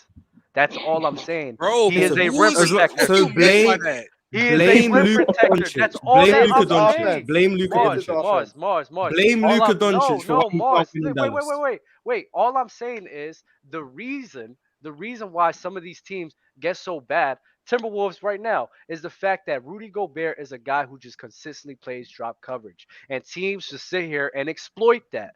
That's just something that They don't happens. exploit his drop coverage though, They and he's they not bad at exploited drop coverage. they've exploited it consistently a numerous amount of times. What are we talking about? All right, wait. Are they exploiting What Rudy? are Or we they're talking are they about? exploiting Rudy? Or are they exploiting the person that's on the other They're side of exploiting the ball? fact that he's hanging down low in the paint the whole entire time. As soon as the pick and roll comes, they could get an open three, or another guy needs to come help because That doesn't Rudy's dropping happen though. coverage, This bro. is just I not feel like true. Minnesota is just This a bad doesn't. team on You're literally defense. pushing narratives Period. now. You're You literally got pushing narratives right now. D'Angelo, This you literally got doesn't happen. Cat. Bro, there's so much tape on this. What are we doing? What are we This, doing? this isn't true, though. Oh my God. Dev, can you please pull up the tape? I just want to know. I can't pull up the tape on here. I'll show y'all. I'll show y'all 100%. I've showed Mars this before, and he's acting like it's never happened. What are we doing? We're just lying now. God I damn. feel like you're talking about yourself right now, bro. Because this is actual lies. I've showed Rudy- Mars. Right. I sent you a video, right? Rudy Gobert guarding the pick and roll in the drop coverage, so guarding the ball handler, 0.9 points per possession.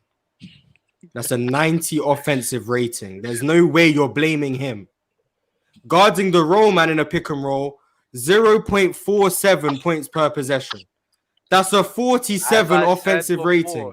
That's not his fault. As I said before, the numbers is always going to be great with Rudy Gobert. But we cannot deny the fact the Minnesota Timberwolves made a mistake by getting this guy. We can't I can deny agree the with fact that because of the team around him, yes. Yeah, they made a mistake by thinking that he could make up for all of these defensive laps when he just can't. Right, He he's just shown can't do multiple it. times he can, as long as he has at least semi-capable defenders on his team. He's Every shown it time he's on a team, there's never semi-capable defenders. They're all ass. like that Jazz So team. Like I obviously, said, Royce O'Neal was there's actually not trash. There's a common Royce O'Neal was a denominator. great defender. Royce O'Neal wasn't trash defensively. if Bojan everybody- Bogdanovic wasn't even bad defensively. everybody Donovan on the wasn't team is bad. Mike trash, Conley wasn't bad. Joe Ingles wasn't even bad.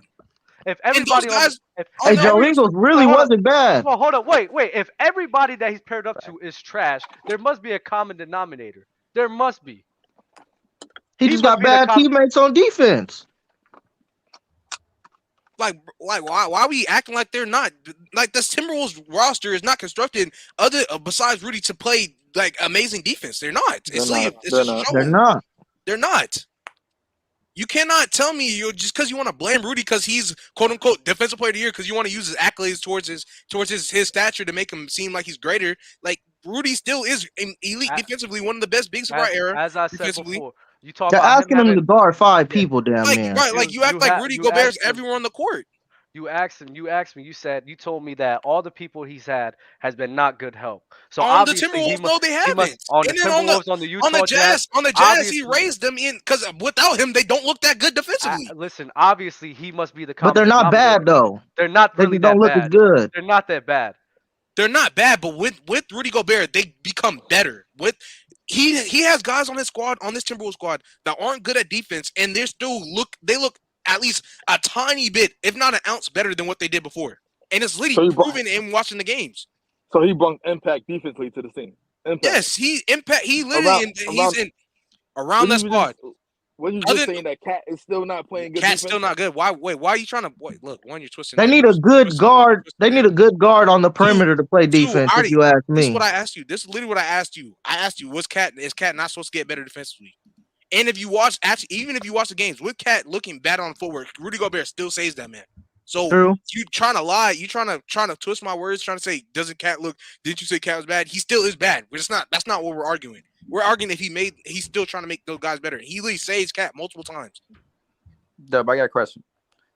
When the Jazz were winning 50 wins, do you think Rudy Gobert's valuableness and Donovan Mitchell's valuableness were comparable? Yeah. Like I don't take it. Like that's the thing you gotta Okay. keep getting confused. I don't take it away from him. I just don't like making him more than what he is. Talk It'd be a about him. different Talk about argument. him. You talk about him making up for all this shit. Like I'm sorry, the Utah Jazz wasn't that bad of the defenders. They just wasn't. They weren't I'm terrible. biased towards Gobert because he just has no offensive bag, man. That's what I was really gonna lead to. Cause I was like, where you should really be arguing is how good Rudy could get on offense, right? And his offensive game is not nowhere near as good as his defensive game. That's a fact. It's atrocious. It's a fact. It's not atrocious either. That's a lie. His But like offense is atrocious. he's still not where he should be as a pick and roll man, as a dunk and dive. You know, like, he's not there yet. He should have been there by now, but he's not. That's a fact. So I would understand if you arguing that because I can't argue against that. But his defense, we're not going to sit here and disvalue his defense when he's really shown for multiple times. He's a rim protector. Yeah, he's not this. He's a rim He's protector. a beast on He's a rim defense, but protector. offense, he's a liability. It's 4-on-5. He's a rim protector. He's shown multiple protector. occasions that he's better than just a rim protector, and it's not. There's no point in arguing this no more. He's a rim protector. Yeah. Okay. He's a rim protector. We don't have to make shit up, bro. But listen, we gonna get some other guys on the show, bro. Appreciate you guys for joining up, man. Peace, Y'all have a good one. All right, y'all. Sir. What's good, fellas? What's good, fellas? What's up? Please What's up? have your cams on, up, guys? please. What's up? What's up, y'all? You good? Yes, sir. Shit. What's good? Game came back from war. Oh no, we're not ending, Kirsten. We're not ending at all. We just transitioning. You know, we gotta get as much people on here as possible, bro. How y'all doing today? What's good? Yeah, I'm good. I just want to touch real quick what y'all was saying about Gobert. What's up, man? Hey, though I think Gobert is a problem in Minnesota. I don't think it's because of the reasons that you said. Dub, I agree with Mars and the other guy pretty much that like he's a great defender. His pick and roll coverage is good, but it's a 2-man job, so especially cover the pick and roll. He's a great defender. The reason I consider Gobert as a problem is because I'm big on playing to the level that you're getting paid in your contract. And he's on like a Supermax deal. Yeah, he has like a $200 million when I look at a Supermax player, I look at like the top 5, top 10, like superstar, best player on the championship team, quality players. And I think he's like way overpaid. I would accept the contract too, if I'm him, but obviously, yeah, 100%, 100%. Yeah, but I mean, I just think like the NBA is a salary cap driven league, and when you're getting paid that much money, like he's getting paid more than Anthony Davis, and we could make an argument that they're about equally defensively, but offensively, it's not even a question. You know, so that's kind of how I look at it. But as far as his performance, I think you tripping, Dub. Like Gobert is great defensively, but I feel like he is a bit. I think he's a bit overpaid. And if his salary was cut, you know, they'll use that money to fill in other things they need for the roster. But like that's the only thing I would say about him. That's a problem because the NBA is salary cap driven and he's just overpaid. But as far as his performance, like I think you tripping with that. So your issue with, just so I make sure I'm understanding, your issue with Gobert isn't the value he's bringing, it's the value he's bringing for the 38 million he's making. Exactly. So he's not Exactly bringing that. $38 million worth of value. Nah, absolutely not. That's not ridiculous, honestly. Oh no, I agree with that. He's 100% overpaid. Yeah, that's the only problem I have with Gobert. So technically he is like similar to Russell Westbrook. Like I'm a Lakers fan, and I appreciate what Westbrook has been bringing off the bench, the new dynamic. But I'm still one of the guys who say trade risk because 47 million is 47 million. You don't want 47 million, and for one player coming off the bench, you know, giving you what I saw 48% true shooting, like for $47 million. It's Yeah, not like bad though. like no, that's pretty bad. But I'm not saying Russ has been bad as far as just an NBA player, but in relative to his contract, he's playing worth. You don't like, deserve that money. You don't. Yeah. He's playing worth like a third of that. Overpaid. Like to me, like I think but he's the worth like a Lakers third didn't of give that. him that contract though. That wasn't their Yeah, decision to give him. yeah, that. but I mean, what it is So- that's what it is though. That's the fact of the matter. When he comes with that contract, they're just trying to maximize his play because he's not the player that he was when he got that contract. So they're just trying to maximize what he brings now. It's not like No, I agree. They're not gonna still force him paying to him start because he 47 makes million. 47 million. They're Yeah, but gonna do they with still what they paying have, him. and if he's bringing more production coming off the bench, and that's what they're gonna do. But is he bringing 47 million? The reason I say he's a No, problem. he's not. But the Lakers didn't give him that contract. Is what I'm trying to say. But they're He was paying him. Don't matter. They Right, still got to because pay they're him. forced They're to, paying. right? It's But not they're OKC paying him right now. They're not gonna start him if he's gonna play bad just because he's making 47 million. No, they shouldn't have traded. I They shouldn't understand. have traded for him because he's making No, 47 okay, million. you're right. If you're saying that, then yeah.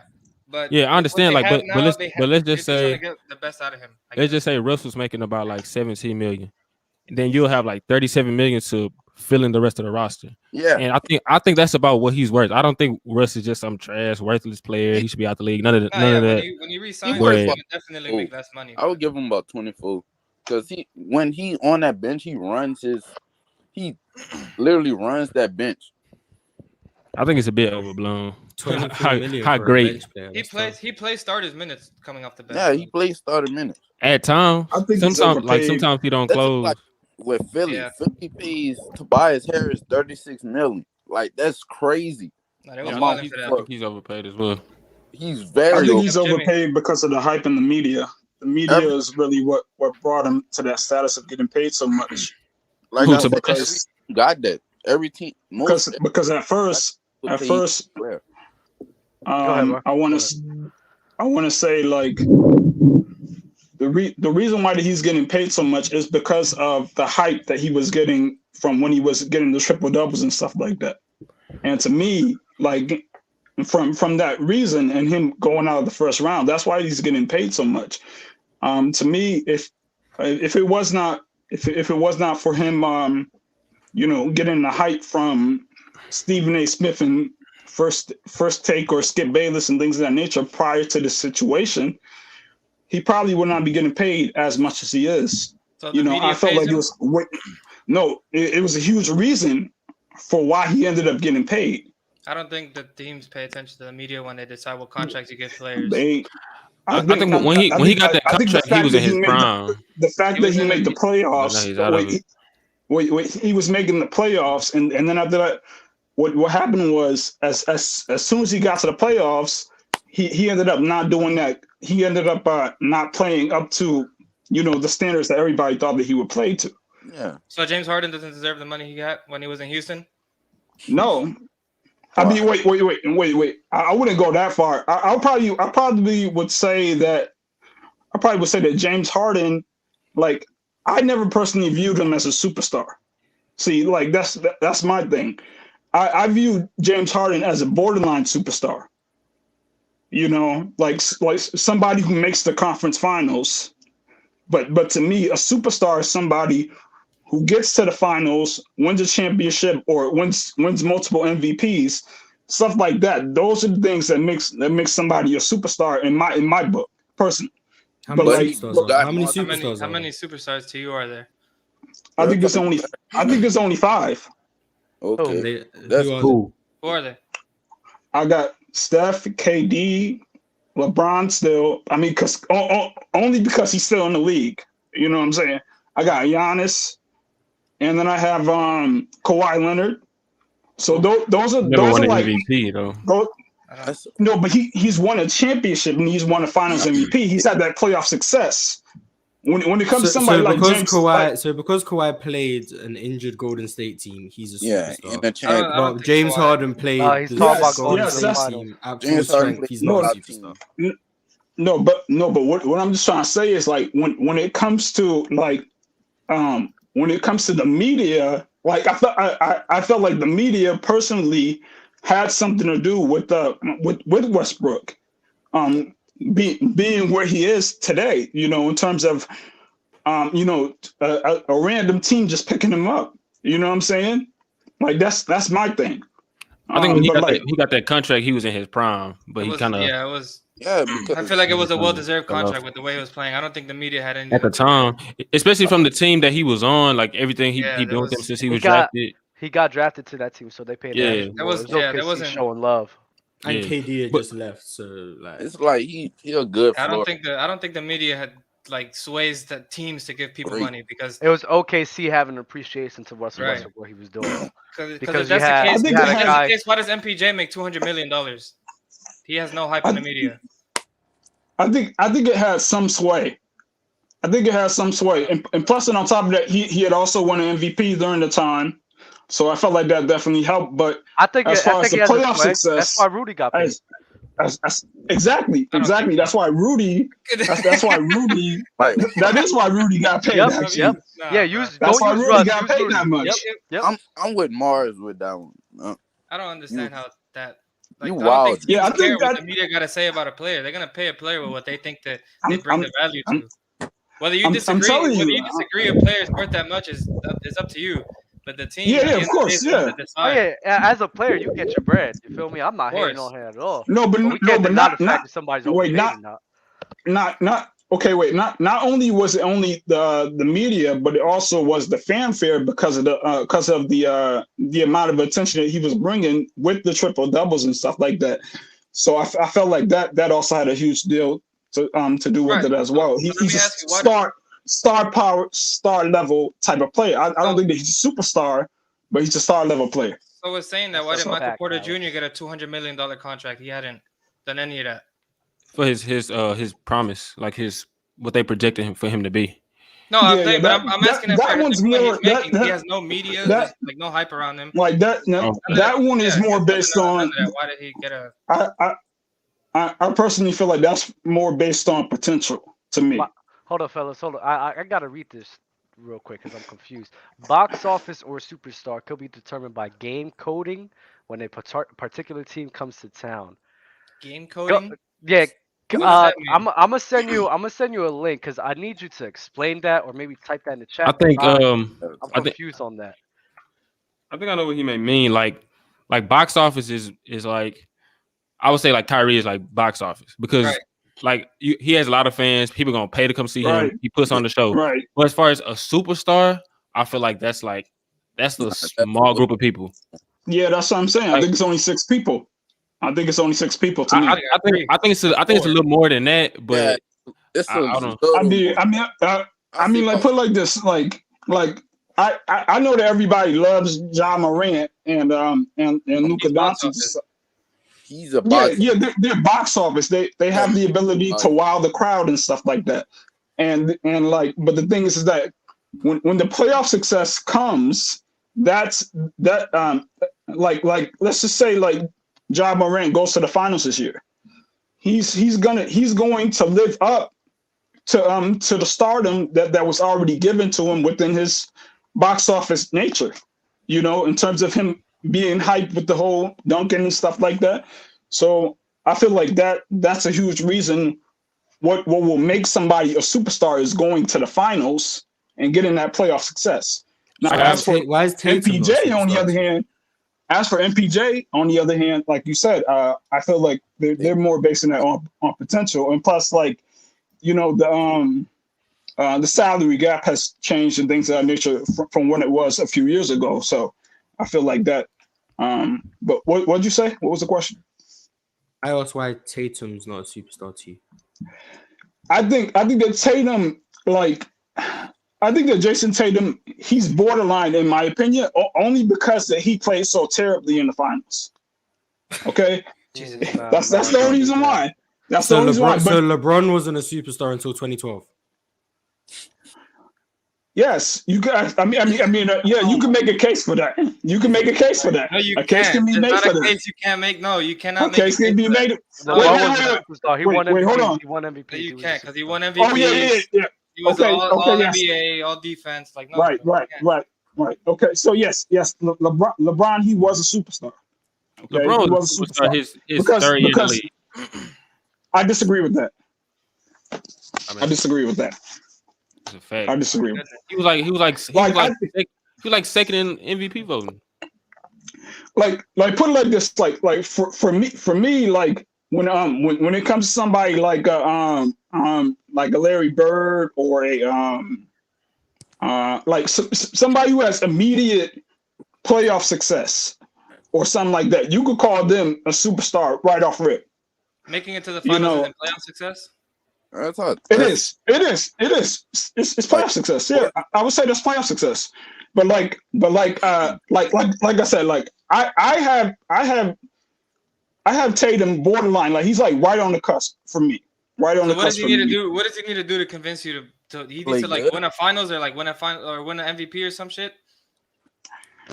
I think that the MVP would definitely help, and also if he ends up winning a championship or playing well in the finals, he just needs to play well in the finals. I think that's the case for me. But he So did make the finals. He made the finals. If Tatum never He makes the made finals finals, but again, he'll never be a superstar. If who? If he never makes the finals again, he can't be a superstar. I see. Look, the thing is, I think that he's going to make a finals. So that's the thing that's the thing that's going to be tough. I'm not gonna lie. I think Tatum. I think we're going to see Tatum again in the finals. I mean, I think we're going to see believe so him. too, but it's a lot of things that gotta go right for you to make the final. I mean, you have to be great, but it comes with a lot of luck too. So you base your superstar, what do you call it, like criteria by what you accomplish, like accolades and shit, and how you play? Yes, I do. So is Rudy Gobert a superstar because he has 3 Defensive Player of the Years? Jesus Christ, what are we doing? No, I'm trying to unravel this. No. It's Yeah, wild. what's wrong with that question? It's That's a great wild. question. I'm trying to figure it No, out. I don't think. I don't think that. That's wild. No, I don't think that. I don't think that Rudy Gobert is a superstar. I don't. Why not? So, He got 3 Defensive Player of the Years. He's one of the best. it's not about players defensive player of the decade. years. It's not about that. It's of a about you can't be a superstar and unable to score. No, I know Yeah, that. He sucks. I don't think he sucks. And I would also say that the scoring, and also I would probably say the playoff success, because he's only been out the second round, right? That's the first that he's gone. He's never gone to a finals or a conference finals, you know. Right. Okay. So I just wanted to make you sure. know, it's I like James Harden. So why is Jokic not a superstar? Jokic is a borderline superstar. That's how I have him. Why is he not a superstar? He's a 2-time MVP. Gotta get to the finals. So if he gets to the finals, and plays, if he gets to the finals and plays trash, is he a superstar? What the fuck? Yeah, this definition is kind of crazy. This is probably. I'm just trying to figure out where it goes. If Jokic gets to the finals and underperforms, is he a superstar? I think it's kind of tough. I'm not so sure, but like I probably would put him in that same Jason Tatum status as borderline as well. Still, I want to keep it consistent. So, I mean, it's just I don't know. I think it's just a funny word. Yeah, don't worry about it. This is just semantics. Don't worry about it. Don't worry about I it. just wanted to pick his brain. I just want to understand.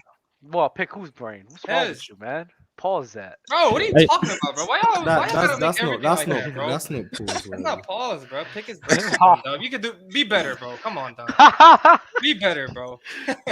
Hey. I know. I'm just playing. I'm playing. You told me be better and everything. You just gonna hurt my feelings. Shout out to my man. Shout out to my man at the bottom. The Nets fan. The Nets been playing some good ball. I've been on. They've turned it around. They've turned it around. They've been playing some good defense. I like watching them play. I appreciate it. And I appreciate Dub too, man. I watched the show and I seen them. They was talking about KD in the top 5, and they was debating it, and Dub was kind of holding it down. I was looking and I seen Mars. He had to listen. He had him at number 7. I said, "What do we have here?" I was going to pull up and cook, but then I got a little busy or whatever. But I figured I'd pull up here. You know what I'm saying? Just walking back, which I said, Rudy Gobert. I was looking at the stats. Danny Ainge finessed that whole situation. That rookie Welker Kessler, he leads. He has more blocks than Rudy Gobert. Like, Rudy Gobert is number 20. Walker Kessler is in the top 10. What we really talking about, Danny Ainge, and that's that whole situation. So Minnesota lost the trade, 100%. and Utah won the trade. Feel me? So, but y'all said a lot, man. And I disagree with the dude up there. He said Tatum not a superstar. I disagree. And it's kind of bittersweet for Nets fans because, he was supposed to be our draft picks, but then they did that whole trade. Hey, man, JB. Yeah, so we kind of feel they the opposition, but like it's over with. We can't show no love past Brooklyn. You know what I'm saying they beat us at Barclays last time we played, so they won 5 straight. We looking to play them again. We on a 4-game win streak. Then we took a loss to Boston. Now we on a 4-game win streak. We play Toronto tonight. I think we win that. And like I said, man, Rudy Gobert, he ain't that. When I looked at the stats, Nick Claxton and KD got more blocks than Rudy Gobert. He's soft. Really? You know what I'm saying? Like, I'm not worried about Rudy Gobert. They're a disappointment, if you ask me. Y'all say Jokic is number 3. Shit, man. I looked at his stats. That shit hard to debate, man. You know what I'm saying? I put KD up there too, but Jokic, his stats, he's shy of a triple-double. It's hard to say he not number 3. You know what I'm saying? Hard to argue that. And you look at their record, they 17-10. And, you know, winning is what makes sense. You know what I'm saying? So, dude, I don't know if you've seen that episode with Players Choice where they was talking about role players and superstars. Check that episode out. That shit was dope, man. Shout out to y'all, man. Y'all got a lot of good content, man. I watch y'all shit all the time, bro. Love, bro, for real. Yeah, man. No, I'm saying, bro, I watch we every playing episode. good right now. Appreciate that, man. What's your gripes? What's your gripes with KD? What's gripes with your guy with KD not being top 5? Yeah, I got something to say about that too. Well, for one, you know, a lot of ridicule came on the Brooklyn Nets and what happened with the offseason and KD and, you know, how he was going to play. But he had came out, hit the ground running. You know, he started the season. He had 25 plus for like the first 25 games. He was up there with Jordan. He was in conversations with Jordan because Jordan is the only player that did that. And there was other players like Wilt Chamberlain. But like I said, you know what I'm saying? Just this era type of basketball or whatnot. And, you know, he's just in those conversations where he's playing really good basketball out the gate, and the record didn't reflect that because of the Steve Nash era. The Steve Nash era is over, and now that JV is the coach, I think JV, Jacques Vaughn, and KD is on the same page. But to Dub's question, it's more so of him beating the double team. Boston pretty much exposed that you could beat the Brooklyn Nets if you double team KD. And we've made that adjustment to win games. We've won a lot of games. I mean, had 25 plus assists, 28 assists. You watch KD, you know, he's up there, not with Jokic, but he's in that neighborhood, that neck of the woods where he's averaging like a good 5 to 6 to 7 assists. I pulled the stat up. But again, to answer Doug's, 9.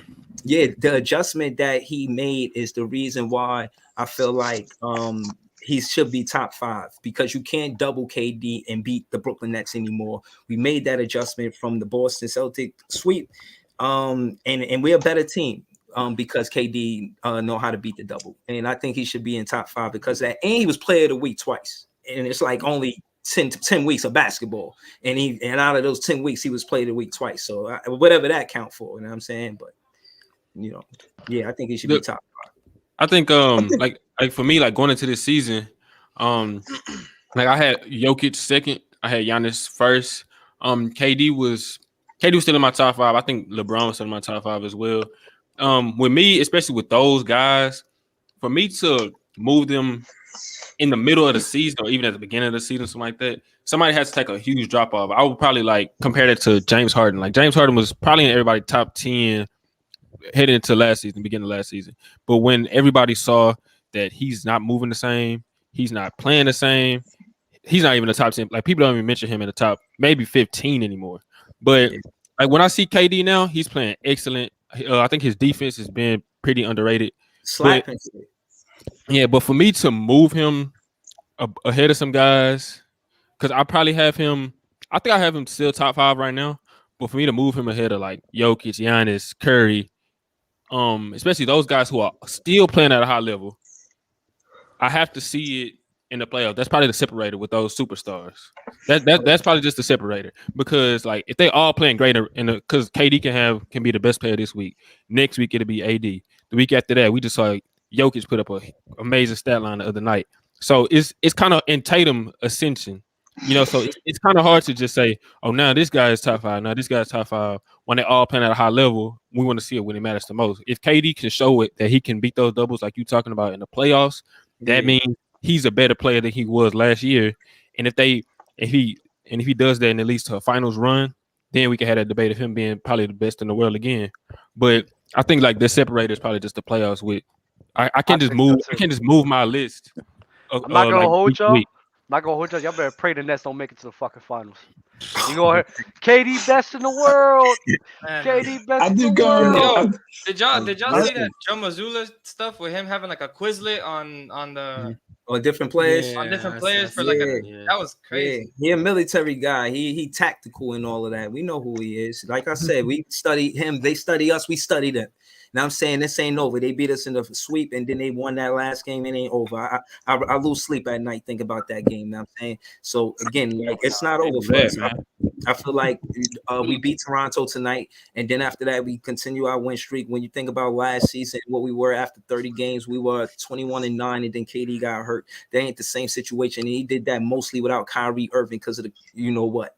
And that being said, now that Kyrie's here and Ben Simmons is here, and again JV subbed all the starters and made that group win with my guy Cam Thomas. Like I told all y'all, he scored 33 points, 13 for 20, and he didn't do a lot of that from the free throw line. He don't need to get to the free throw line to score baskets. He one of the best, and I'm telling you, if he's gonna be there watching KD and Kyrie score the ball all season and just having that where he could score 33 one night and then the next night I seen this on a quote actually. The next night he was 1 for 5, but we won the game. And you know, JB was saying how he responded to different roles. Like, all right, you scored 33 and you were, you know what I'm saying, you were the main scorer, you handled that. Now you're not the main scorer, can you handle this? And we getting some of that. And like I said, I contribute that to JV and the coaching style. The Nash era is over with. It's about what we doing now. Trust me, man. And this is fair warning, man. I pulled up and this early in the season, and I came here and I said, so I want you to say nobody said nothing about the Brooklyn Nets. Y'all see me pulling up, letting y'all know that the league should be on notice. I'm with you, bro. Right here, right here. I think that I think KD. There we go. Yes, there we go. Yep. I was with Yo, you. put that comment back up. The Cam Thomas one. That was With wild. the What was that? trust, like Cam Thomas equals terrible take. better than Jesus this. Christ. The Yo. worst take I've ever seen. Oh I my think god. KD Yeah, is definitely when everybody was out, and Cam Thomas had 30 against who was it against? Indiana Pacers. Indiana. I was like, yo. And It's then like I all love the starters was out, right? Like I all the love starters was out. yeah, I love his aura, bro. I love his aura Do when you he does think interviews. He's very Cam, humble, bro. you think Cam Thomas wasn't out there when because of the whole Steve Nash situation, like that happened in the summer league, and they asked him about Steve Nash and he rolled his eyes. Steve Nash was not giving him no PT. I'm like, is he trash now or something? Like, is he not showing up? Yeah, and I think just to speak to that, the Nash ever over with, man. I'll start with that, but I'll say what happened with Nash was he didn't have control of the locker room because he never instilled trust in these young players. Even so much so, I got upset and I looked and see what his first chance was, and I think it was like after Kevin Johnson or something like that. I was like, yeah, he gave you a coach. Yeah, that coach gave you a chance. Give Cam Thomas a chance because you know Cam Thomas, he was a first round pick, and he only went late in the first round because he was a rookie and he was averaging like 20 plus. He broke a LSU record. Shaq held it. It was like 20 points. He had 20 points 20 times. He did it like 22 times. Cam Thomas is a straight bucket. And I'm saying all that to say the bond between JV, and I'm telling y'all this just because it's Player's Choice is my favorite show. One of my favorite shows. The bond between JV and Cam Thomas is that they both round 1 draft pick number 27, and I just think that goes well over with a player. And I hear Cam Thomas in the post-game interviews like, yo, you know, it means everything when a coach trusts you, you know what I'm saying, when you play more freely and etc. You know what I'm saying? It's a long way. I feel like nobody trusted each other on that team, really. On what team? On that Nets team. I really felt like last year. The Steve Nash teams. I felt like Steve Nash teammates. Nash didn't trust his players. It was just like coaching, especially like belief from your coach, like goes a long way. And we see it right here because the roster isn't any different for Brooklyn, but like the drive and I think a lot of players like to play for coaches who's played and they understand them. Yeah, like you can see from last year the turnaround the Celtics made when they play with Ime. Like they got to play. They play for a coach who played and who understands and got them to buy into the system. And I think and And I would say like the Lakers, even though they had like some tough losses, like they buying into the coach. Yeah. Like from when I watched last year, they were winning early before the injuries, but they were not bought into Frank Vogel. Yeah, they didn't. Last year they looked so like sluggish last year. But They didn't look like they want to play. Mars, can I ask you something? Yeah, I just. Who's the better with your value of rim protecting? Who's the better? Ask me who's about Tatum or KD? Yes, Jason Tatum. Why? Because this KD rim protection. I mean, blocking shots isn't the only way to protect the rim. He's a help. He helps. I've seen him help. He's an okay. Hey, Dub, I have a question. He doesn't provide exceptional value there. Wait. No, now you're underselling it. And that's Ben told you this, Mark. I said he doesn't provide exceptional value there, and that's underselling it. If that's underselling it, then I think you're overselling it. He's above average. I said he doesn't provide exceptional value. I never said he wasn't good. I said that he doesn't provide exceptional value. I think he's a pretty good paint protector. I think he's a good shot. I think he's a good shot blocker. And Jason Tatum to me still provides very solid paint protection. Not as good. You mean from the perimeter? Solid. No, in the paint as well. On the perimeter, he clears Kevin Durant, in my opinion. That's elite. I'm not gonna lie. But in terms of paint protection, I still think Jason Tatum provides solid paint protection. He's also not really the 4-man. He's more of a 3. So he doesn't have to provide as much as KD. So when I'm looking at what Jason Tatum can do on the perimeter, mixed with the value he does provide from the small forward position in the paint, I still think Jason Tatum is a much better defender. I just think that you're choosing your words carefully so that you won't have to say that KD's a better defender. I think off of your logic, I think with your value, my logic isn't just the better rim protector is the better defender. It's not about that, but KD is not. KD's not a liability on the perimeter. He's just. I don't think he is. I don't think KD's a bad defender though. So JT, right? JT is a better perimeter defender, while KD is a better rim protector, help side defender, and all that. So, by your logic, in my opinion, I think you would value Kevin Durant on defense because of the value you hold to guys who can protect the rim. No, that's wrong. No. I don't think you understand it. Like let's say that's his logic. That's his logic. Let's say he's talking about like Gobert. Teams will go to let's say we're talking about Gobert and Tatum. KD's slapping shit, bro. Teams will, but the thing is, even if KD's down there, teams will attack KD by 50 times at the rim. Now he may get 2 or 3 blocks. Whereas his Gobert, people may attack him 30, 35 times. But that's not how Mars does it. I've seen numerous times where Mars, if guys were close defensively, or maybe a guy was slightly better because of perimeter defender, Mars would lean with the guy who was a better rim protector. I've seen that happen. The only conversation we've had about this was Drew Holiday and Giannis.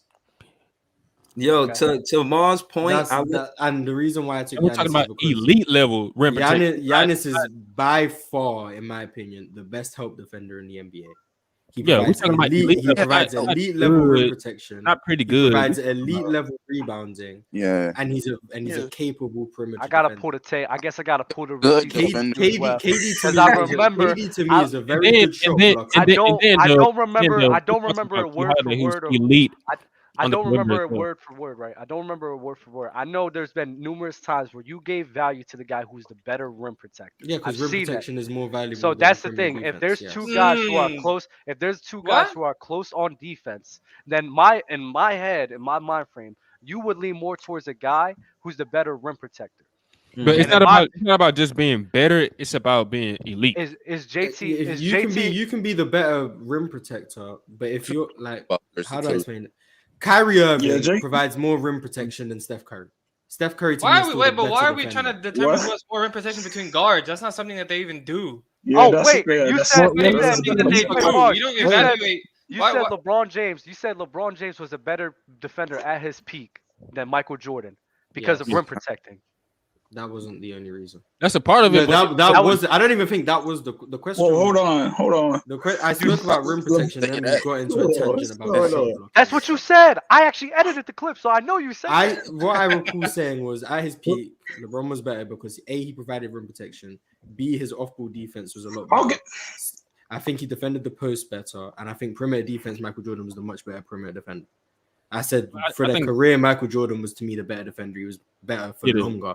For the career. And then I said for at his peak, literally just at his peak in Miami, that version of LeBron's defense is better than any version of MJ, in my opinion. Especially because his defensive versatility. But the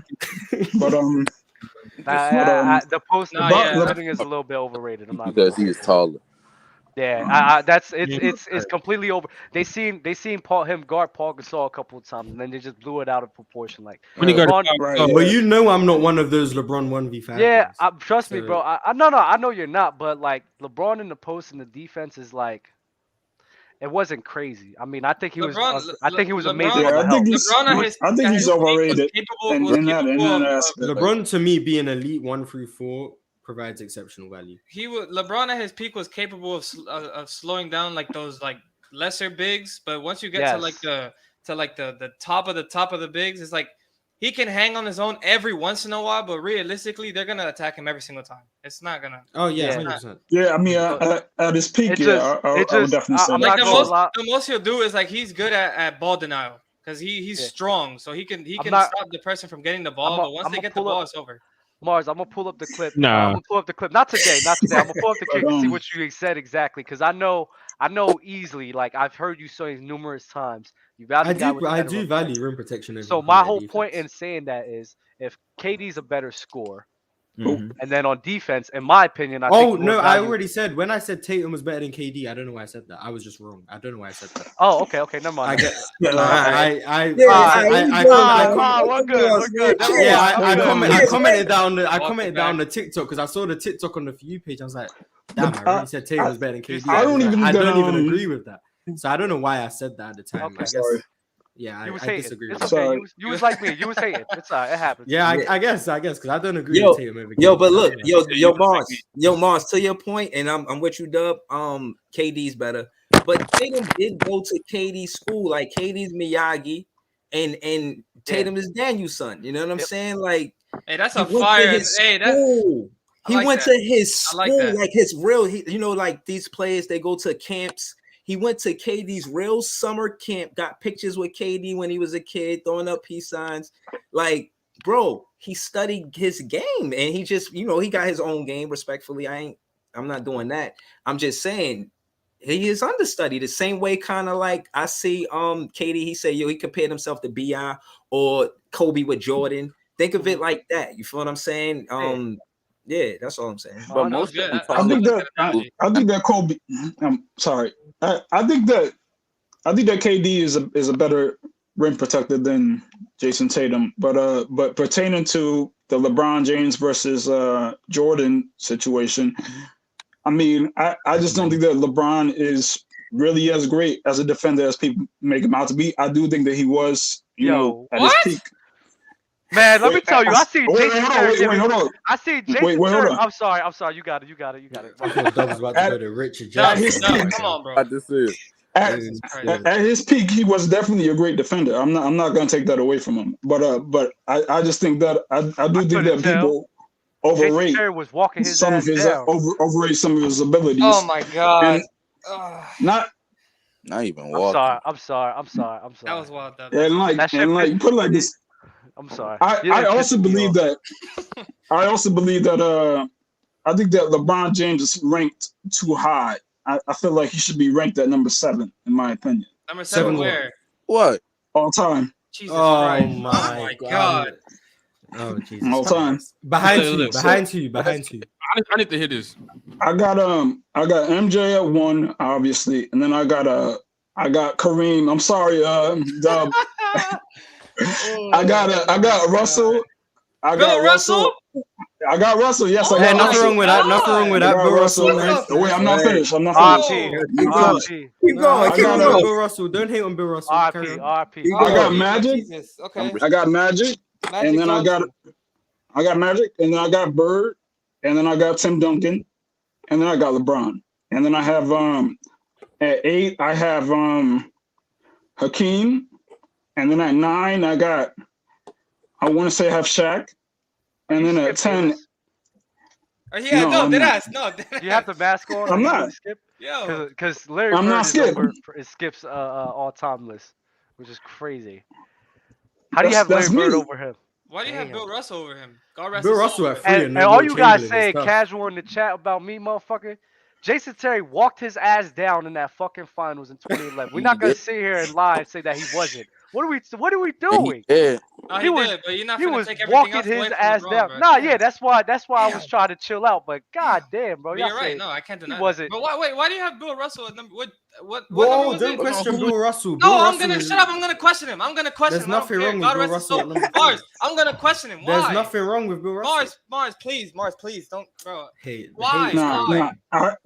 Yeah, let him ask the I, question, bro. Why? I have Bill Russell over him because I mean, not only was he 11-1, but their lack of playoff success with and without him, and prior to him being there, they had never done anything. And then after that, when he leaves, they didn't win anything for another 5 years. So I mean, that's kind of like you see the impact. Plus, his defense was extremely elite. So I mean, like that, and plus, also with the whole innovation thing, him inventing the fast break. I mean, he didn't invent the fast break, but he was a part of the reason of the reason why. And then like I said, like he had the instant playoff success. Wait, where's Kobe Like Bryant? that's my thing. Oh, you Real don't have talk. Kobe in That's your Kobe top Bryant's 10? not in my top 10. What the fuck?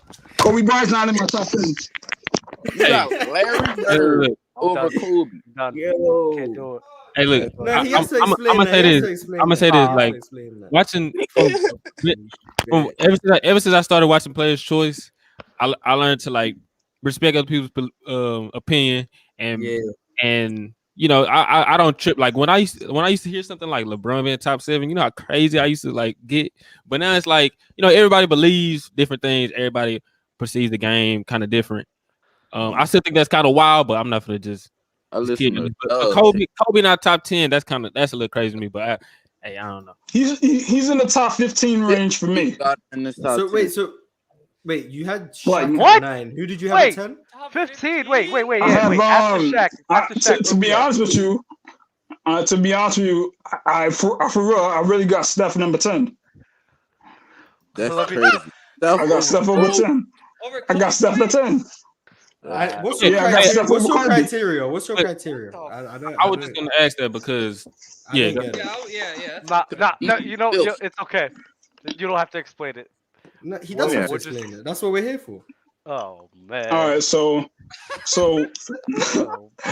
I'm like, all right, so I'm gonna get into it. All right, so basically, I have Steph at 10 only because of his ability. I have him at 10, and I think I have Kobe at 11 or 12 or something. Oh no, we're not leaving. I'm telling you, look. Why? You're about to have the filthiest 1v1 Why? with Ticket. That's all I know. So what? I don't care. Oh Look, man. look, Hold up. Steph is a better overall Hey. playoff Wait. Better than overall Kobe at is. basketball? Yo, fellas, listen. No. Listen, hold on, brother. I'm going to say a better overall playoff performer than Kobe is. Marvin, give me 1 second. Give me 1 second, right? Guys, you guys been up here for a minute, so I'm gonna rotate the guests and we gonna get Ticket on as well. Man, But Marvin, you stay. Marvin, Oh you no. stay. I want to. Whatever. You gotta stay, Marvin. You No, gotta bro, stay. what the You gotta I stay, want to Marvin. be on here with Whatever, Ticket, man.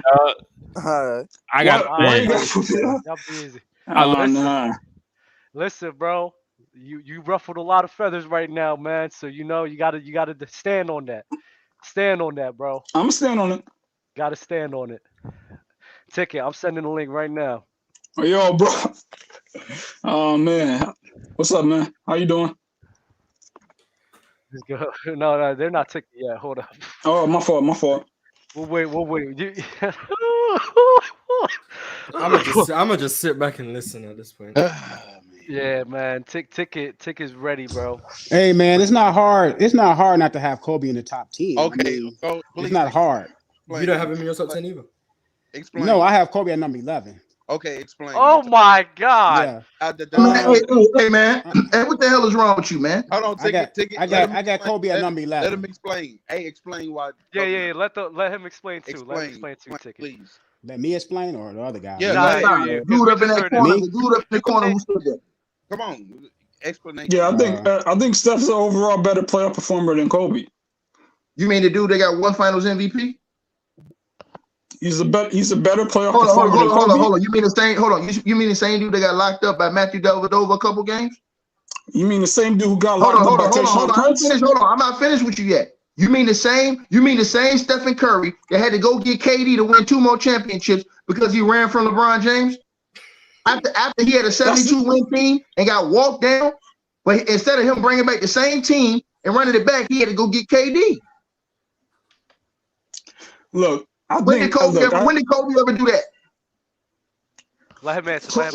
Like the thing about Kobe is that Kobe, like, he's a great player. I'm not saying that he's not a great player, right?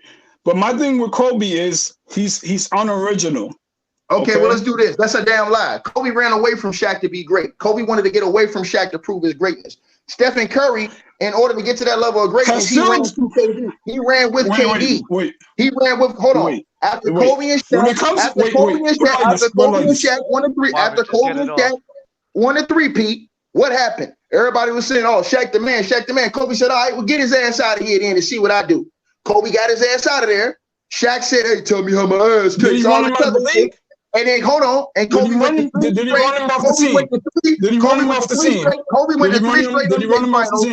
Kobe went to 3 straight NBA finals and won 2 of them after Shaq. So we got 5 world championships. All this shit you talking about Steph Curry. Steph Curry played with KD for 3 years. He played with KD. He still got 4 chips. Kobe still got more.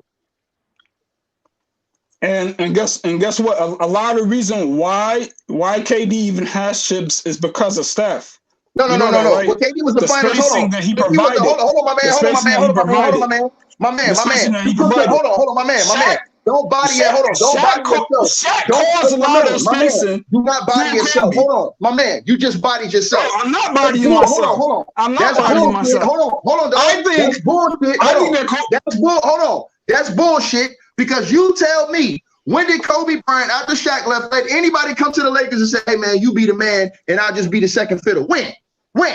Steph Curry said, "Hey KD, man, I know you better than me. You go ahead. You be the man. You win the Finals MVPs. You carry the team." The coach said, "Hey man, we got to get the ball to KD." That's what the coach said. You had Steph Curry on the team, 2-time MVP, only unanimous MVP in NBA history, and the coach said, "We got to get KD the ball to win." Shut the hell up. Yo, look. Wait, no, you shut the hell up. Or what? Dag, man, like this something wrong with you, bro.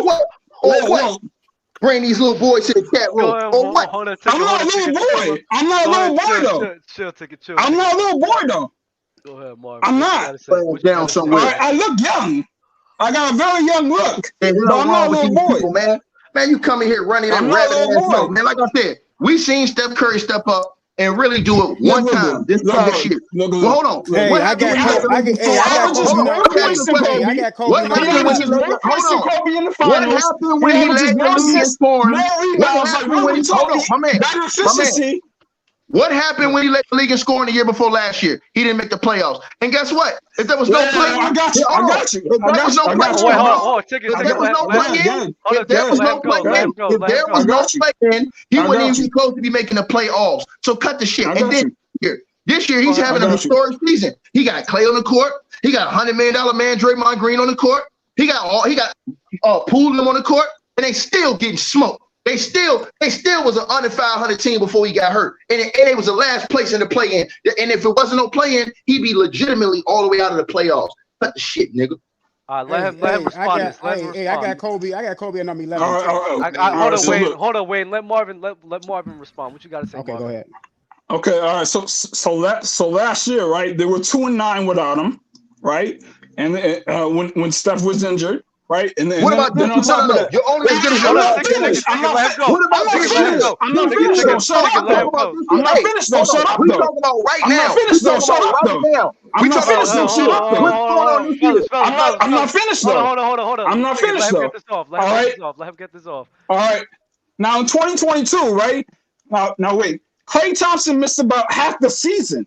All right, they were in playoff contention. They were going to make the playoffs. So what are you talking about? Hold on, my man. Right, hold on. That was the first year. Now what about Kobe? Did Kobe miss the playoffs? Wait. That was the first year. Hold on, my man. That was the playoffs. My man. That was the only. Hey, my man. That was the only. Hey, that was the only year. Hey, look. My man, that was the only year that Steph Curry made the playoffs without Klay. Why he ain't making all them other years? What? Don't get quiet, John. Don't get quiet. Klay Thompson, he's somebody who never gets injured like that. No, so what are you talking about? I'm asking you. Hold on. All the other years. Hold on. My man. How many times? I asked you a direct question, boy.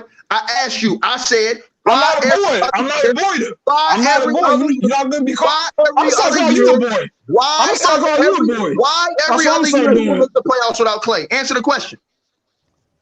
I just answered the question. Okay, so why he getting smoked this year? Shouldn't he have a better impact on winning? The bench is terrible. The bench is terrible. That's why. Hold on. So wait. Hold on. So that's why. Hold on. That's why. Now you my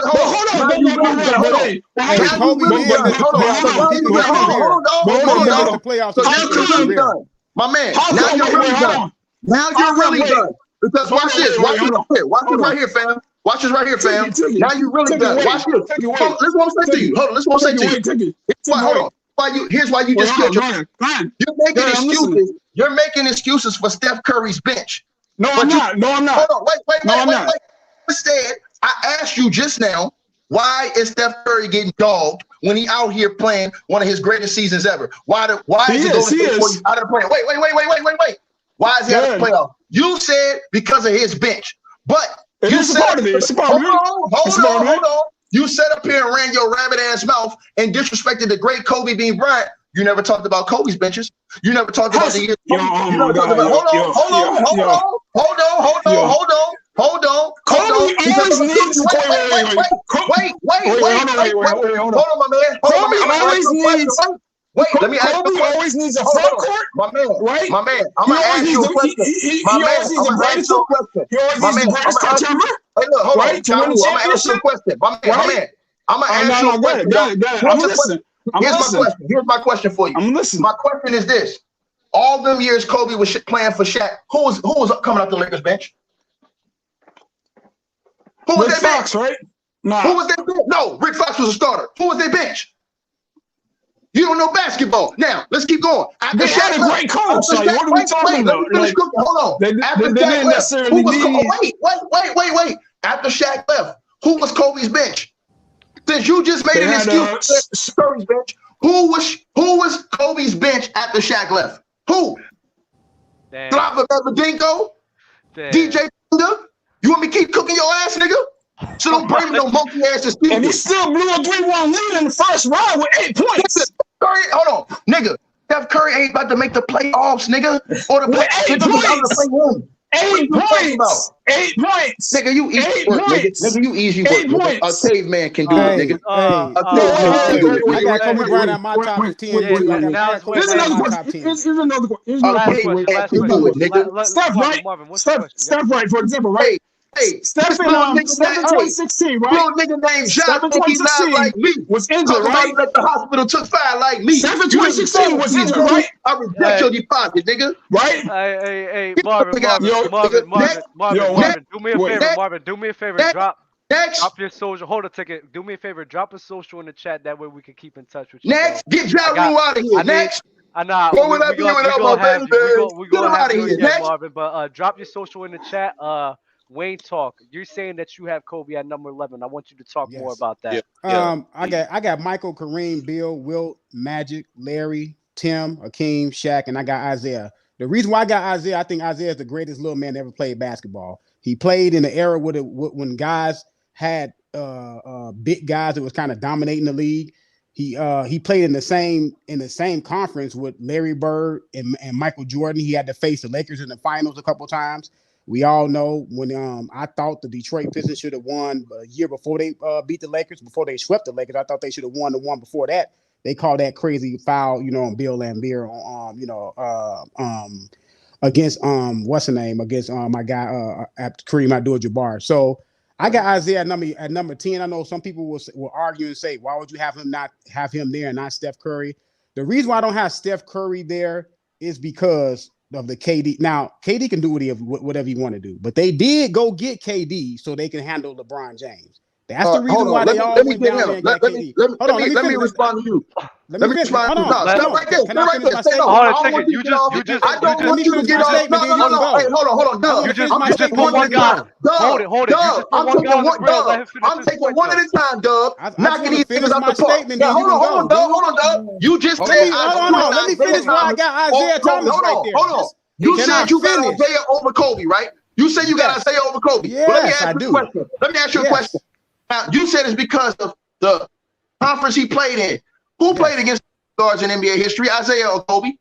Hold on, say it again. Say that again. Who played against the best guards in the history of the NBA, Isaiah or Kobe? I can't really correlate. Kobe Bryant, nigga. Kobe played against Hold on. How can you correlate that? How did you come up with that? Mike. No. How did you come up with that? You just can't talk. How did you come up what are you talking about? Time out. No, how did you come up with it? Hold on. I'm gonna ask you a question. Did you watch Kobe criteria? Bryant? Hold on. Kobe Bryant came in the league playing against Mike. Fact or fiction? Fact. He played against KD. Fact or fiction? Okay. He played against LeBron. Fact or fiction? Okay. He played against D-Wade. Fact or fiction? Yes, he did. Okay. Yes, you want me to keep going like DJ Khaled say? Yes, No. But how can you correlate who played against the best guards? Oh, you're not hearing me. You said that. You used that as your argument for Isaiah. You said Isaiah played in the league with great big men and was dominating the league. Hold on. Right. Tell me. Right. So that means hold on. So that means Isaiah didn't have to dominate big men. Isaiah had to dominate his guard matchups. Kobe Bryant. No. Isaiah Thomas played on a team that didn't have a top 50 player. He was winning titles. He was winning titles without a top 50 player. Your guy has Shaq on this team. I'm about to give you your whole narrative. Hold on. Just stop. Hold on. Time out. You said Kobe had. Hold on. You said Kobe had Shaq. How many Hall of Famers did Isaiah have on that Pistons team? I'll wait. He had is Joe Dumars a Hall of Famer? Keep going. Joe Dumars. This man, I know Doug. This man don't know basketball. No. When y'all get the Lions again, Shaq had Kobe had Shaq, the most dominant player in the league on his team. When Shaq got in the league, Kobe Bryant got in the league. My man. He won his first titles. He won his first 3 titles. And Shaq was the league MVP. My man, all due respect. Hey, my man, all due respect, you easy to beat. First of all, let me cook your narrative. It wasn't like Isaiah was going up against those guys. You know who was guarding those guys? Joe Dumars, nigga. Do your research. He was a defensive. I know Joe Dumars was the main defender. I know Joe Dumars was the main defender. It doesn't take away the fact that Isaiah Thomas did not have a top 50 player on his team. When he was winning titles, everybody else did. Larry Bird had top 50 players. Magic had top 50 players. Michael Jordan had top 50 players. Isaiah Thomas did not have a top 50 player on his team. So you can say whatever you want to say. Because he didn't. Let me ask you a question. He didn't. Isaiah Thomas had Joe Dumars, who was an all-league defender. Not a top 50 player. Not a top 50 player. Let me finish, because you was naming all those guys. Not a top 50 player. Wait, let me finish. Okay. Right? Okay. Now watch this. Who was guarding all those elite guards I just named from Kobe? Kobe was, nigga. He was guarding LeBron. He was guarding D-Wade. He was guarding Mike. He was guarding all T-Mac. He was guarding... Hold on. What? Am I lying? You talking about the same Kobe Bryant? You talking about the same Kobe Bryant that shot 38% versus Detroit in 2004? You talking about the same Kobe Bryant that shot 38% against Detroit in 2004? That Kobe Bryant. Are we talking about that same Kobe Bryant? Are we talking about that same Kobe Bryant that got locked up by Tayshaun Prince? Are we talking about the same Kobe Bryant that got locked up by Tayshaun Prince because Kobe Bryant was trying to win the MVP? Kobe Bryant was trying to win the MVP.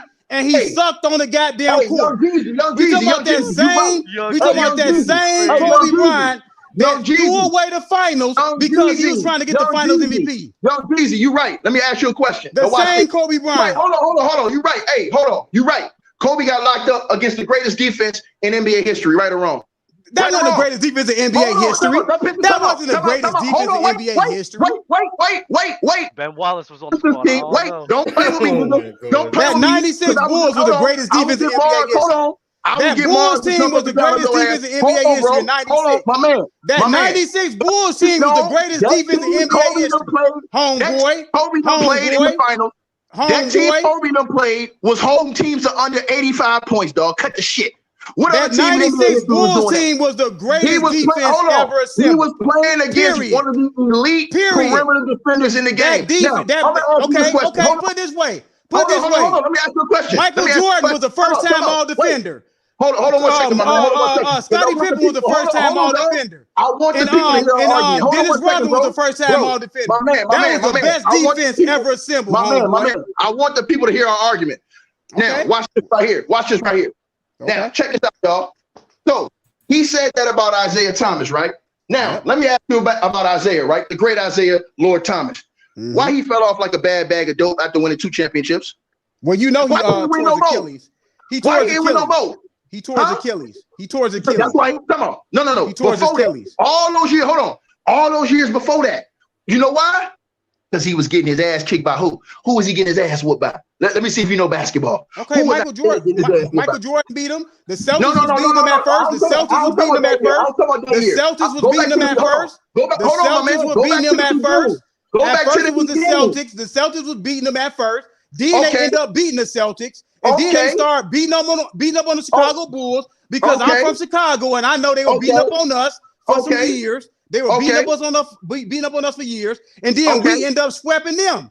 It's just how the NBA goes. That's how the NBA goes, man. That's how the NBA goes. No problem. But the Detroit Pistons was in the NBA Finals for 3 straight years. They were in the NBA Finals 3 or 4 straight years. What are you talking about, dude? Okay, hey, my man. Okay, what no are you problem. talking about? Hold on. We understand you lost that one. Let me ask you one more question. No, you lost. We understand you lost. We understand you lost. We understand you lost. Hold on. You just talking loud. You just talking loud. Watch this, dog. Hey, Mars, watch how dirty I'm doing right now. I'm gonna ask you a question that's gonna eat to what you just said. Now, you just brought up Kobe Bryant's field goal percentage as a guard in the NBA Finals against one of the greatest defensive teams in the history of the NBA. Hold on, man. Hold on. So what? So you giving him a pass for shooting 38%. You giving Kobe Bryant a pass for shooting 38%. You cannot give that man a pass for shooting 38%. He shot terrible. He shot terrible. That was terrible. 38% is terrible. Stop it, man. You trying to give him a pass. You can't give him a pass because he's your favorite player. You can't give him a pass because he's your favorite player. He shit the bed. He shit the bed. You always talk about LeBron James in 2011. You always talk about LeBron James in 2011. My man. So listen, I'm gonna mute both of y'all. I'm gonna let Ticket speak for a minute, and then Wayne talk. You got it next, all right? Now, hold on. Hey, Doug, let me ask you a question before I go. What place did he have LeBron James? LeBron wasn't in his list. He didn't have LeBron in the list either. Hold on. What place did he have LeBron James on his list? Wayne, LeBron wasn't in the top 10. He didn't have LeBron in the top 10. He didn't have LeBron in the top 10. No, I'm asking him. I'm saying, what place do he have LeBron James? I got LeBron James number 12.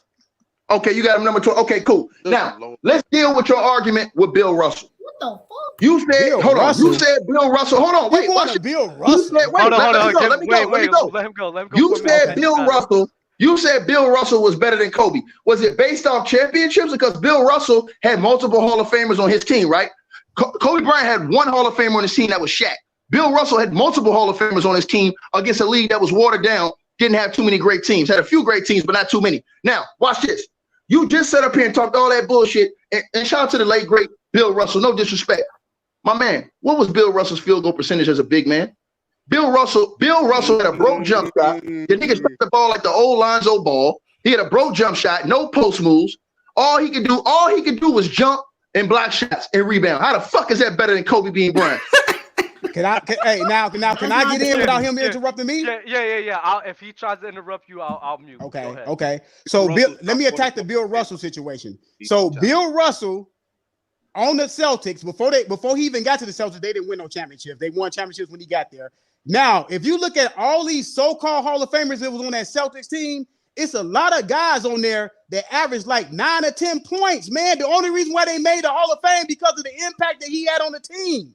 That's why a lot of those guys made the Hall of Fame. Majority of those guys made the Hall of Fame because of the success that Bill Russell was able to obtain. He was the best defensive player. He got the highest defensive ratings in NBA history. The guy rebounded at a high level. I get that his field goal percentage wasn't that high. You got me on there. His field goal percentage wasn't that high. But Bill Russell was asked to play high level defense, rebound at a high level, and get the ball off the rim and get the team in transition.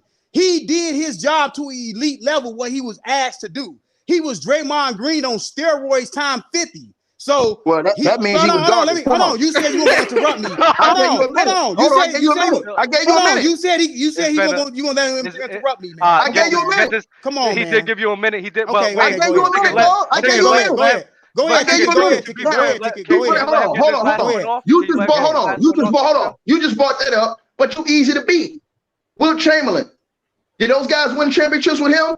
No, it's a lot of years he didn't win championships. But guess what? He played a lot of them dudes as Hall of Famers. Does that mean that they were only Hall of Famers because they played with Wilt the year he won? No. He played with a lot of Hall of Famers. So that either is your first argument. So all them dudes that played with Bill Russell, whether they played with him or not, they would have been Hall of Famers because they didn't win a championship. I mean, they wasn't getting it. They didn't win. They were winning championships with Bill Russell, though. They were winning championships when Bill. Okay, look, you have a better argument if they was winning championships before he got on the team. I still got 30 seconds. When he got on the team, they started winning. Hold on. And then they didn't win until after he got out. They didn't win no more until they got Larry Bird. So what are you talking about? Young Jeezy, they won in 1974. Hold on. What are you talking about? Doug, watch this. I'm about to hit his ass. They won one with Louis Bill's plugger. I'm about to hit Louis Bill's plugger. Watch this right here. Now he said, hold on. He said that right. Now y'all watch this right here. My man, you just said that none of them dudes won a chip until they played with Bill Russell. Why ain't Shaq won a chip until he played with Kobe, nigga? Now tell me how that. Tell you. Oh yeah. Okay. Look. Shaq got into the finals and got swept. He got swept. Who was with him? Who was with him? Penny was with him. Hey, who Dennis Scott was with him. Nick Anderson was with him. Keep going. Anderson was with him. Keep going. My guy, Ho Grant. Ho Grant was with him. Well, yeah, Ho Grant was with him. Okay, but their team was loaded. So they had a loaded team. You're right. They had a loaded team. Now, hold on. Outside of Akeem, who else did the Rockets have? They didn't have no Hall of Famers. I know that. Okay, so come on. So Shaq really had no excuse. No, Clyde Drexler was for the second one. Clyde Drexler was for the second one, right? Yeah, they had no excuse. They had Mario Ellie. They had Mario Ellie who hitting big shots. Okay, all right, cool. They had Sam Cassell that was hitting big shots. Okay. They had hold on. They had Kenny Anderson that hit 7 threes in one fucking game. So come on, man. Okay, so look, cool. Hey, he had really good complimentary players on the team. Let me ask you this question. So Shaq and them got swept. He's supposed to be the most dominant player in the game. Now you gave Shaq all that credit for Kobe, but my point to you is this: Shaquille O'Neal, even with a 20-point per game performer and Penny Hardaway, then when he first went to the Lakers, he had an all-star and a 20-point game performer in Eddie Jones. That nigga still couldn't win. My question is, why? Hold on, let me finish. They had Nick Van Exel too. Let me finish, bro. Can I finish my sentence? My question to you is why that big head, stupid motherfucker Shaq couldn't win a chip? Why couldn't he win a chip before Kobe? Before he played with Kobe Bryant? Why? Can I explain? Why he had to wait till Kobe came up to win a chip? Why? Well, let me explain, my dude. Calm down. Okay, so that's the biggest letdown in Shaq's career when he got swept. Alongside with LeBron, alongside with your guy in 2004 against Detroit. But look, nevertheless, let me finish. So, yes, he did not win a title before he got with Kobe Bryant. He didn't win immediately when they got with Kobe Bryant. It took Kobe Bryant. Hold on. It took Kobe Bryant to mature a little bit, and then they started winning titles. No, it didn't. Hold on. Stop, You're man. lying. Stop. You're lying. They did not win titles immediately. Hold on. They got knocked out by Utah, my dude. Stop it. They got swept by Utah. They got swept by Utah. Your guy was shooting air balls. Your guy was shooting air balls. Your guy was shooting air balls. Your guy was shooting air balls. I'm 45 years old. I was able to see it. Your guy was shooting air balls. Did Kobe or Kobe not shoot air balls? Did Kobe Bryant shoot air balls? Did Kobe Bryant shoot air balls against Utah? Yes or no? Yes or no? Did Kobe Bryant shoot air balls against Utah? Yes. Wait, fellas. I'm confused right now. I'm confused because what are you guys arguing right now? What's the lie that's supposed to be exposed right now? What happened? Shaq needed Kobe to win his tickets point. He gave all the credit to Shaq when he was talking that bullshit about Isaiah Thomas. And so I said to him, hold on. I said, outside of Shaq, who else did they have that was Hall of Famers on that team? The nigga couldn't name me one. I told him to name the multiple Hall of Famers Isaiah played with. Plus, I pointed out that Isaiah Thomas, he talked about all the guards Isaiah had to play against. Isaiah wasn't even guarding them dudes. It was Joe Dumars. Joe Dumars was taking all the tough assignments. Those are facts. But guess what? With Kobe, Kobe was the one that was guarding T-Mac. Hey, who team was it? Isaiah or Joe Dumars? Who team was it? Isaiah Thomas or Joe Dumars? Who team was it? Isaiah Thomas or Joe Dumars' team? Who team was it? Isaiah Lord the Third Thomas. It was Isaiah Thomas' team. So Isaiah Thomas get the bulk of the credit when they win because it was his team. That's how it goes. All the superstars get the bulk of the credit when it's their team. Stop it. My brother, I answered your question. Like your guy get the bulk of the credit when he shot 38% versus the goddamn Detroit Pistons. He's shit in the bed. And your guy against Phoenix Suns wanted to prove a point, would not shoot the ball because he wanted to prove a point to his team in the playoffs. And he shit the bed and lost a 3-1, 2-1 lead, 3-1 lead against the Phoenix Suns. Bukeem Wood, and let me ask you a question, right? Come on, man. So how many championships Kobe got? How many championships Kobe got? He got 5, man. All right, well, shut the fuck up then, nigga. Okay, so how many Bill Russell got? How many Bill Russell got? Shut the fuck up. How many Bill Russell got? Shut the fuck up now. How many Bill Russell got? Shut the fuck up now. You see how that works? You see how that works? No. Guess what, my nigga? Guess what, my nigga? You see how that works? How many championships Bill Russell got? Shut the fuck up now. You're not making no point. Kobe Bryant. Fellas, relax. Yeah, nigga, sit down, nigga. No, ticket, please. Just relax, all right? Get that nigga Listerine on the rock. Ticket, please, relax, please. Get his ass some Downy to watch that dingy ass sweater he got on, nigga.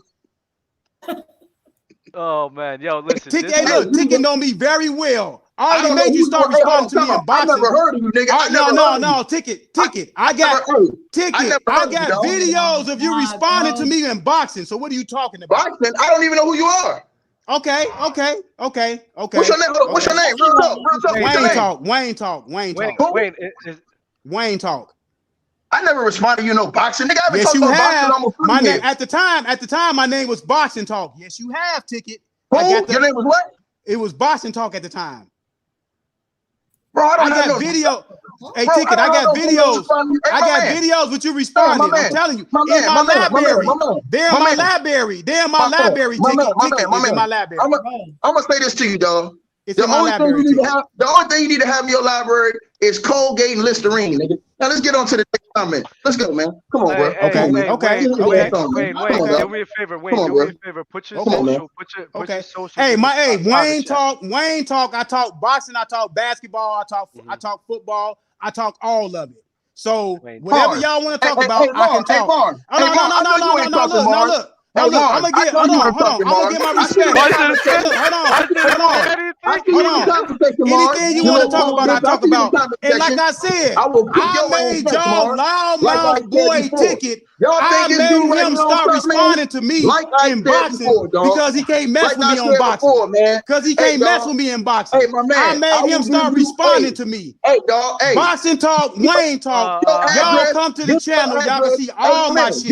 give me your All address, my and I'll stuff. send you a year's supply All of my. Colgate. Okay, Nigga. send me the link. Like I Send me said, the link. nigga, up out Whatever of you here, want to nigga. talk.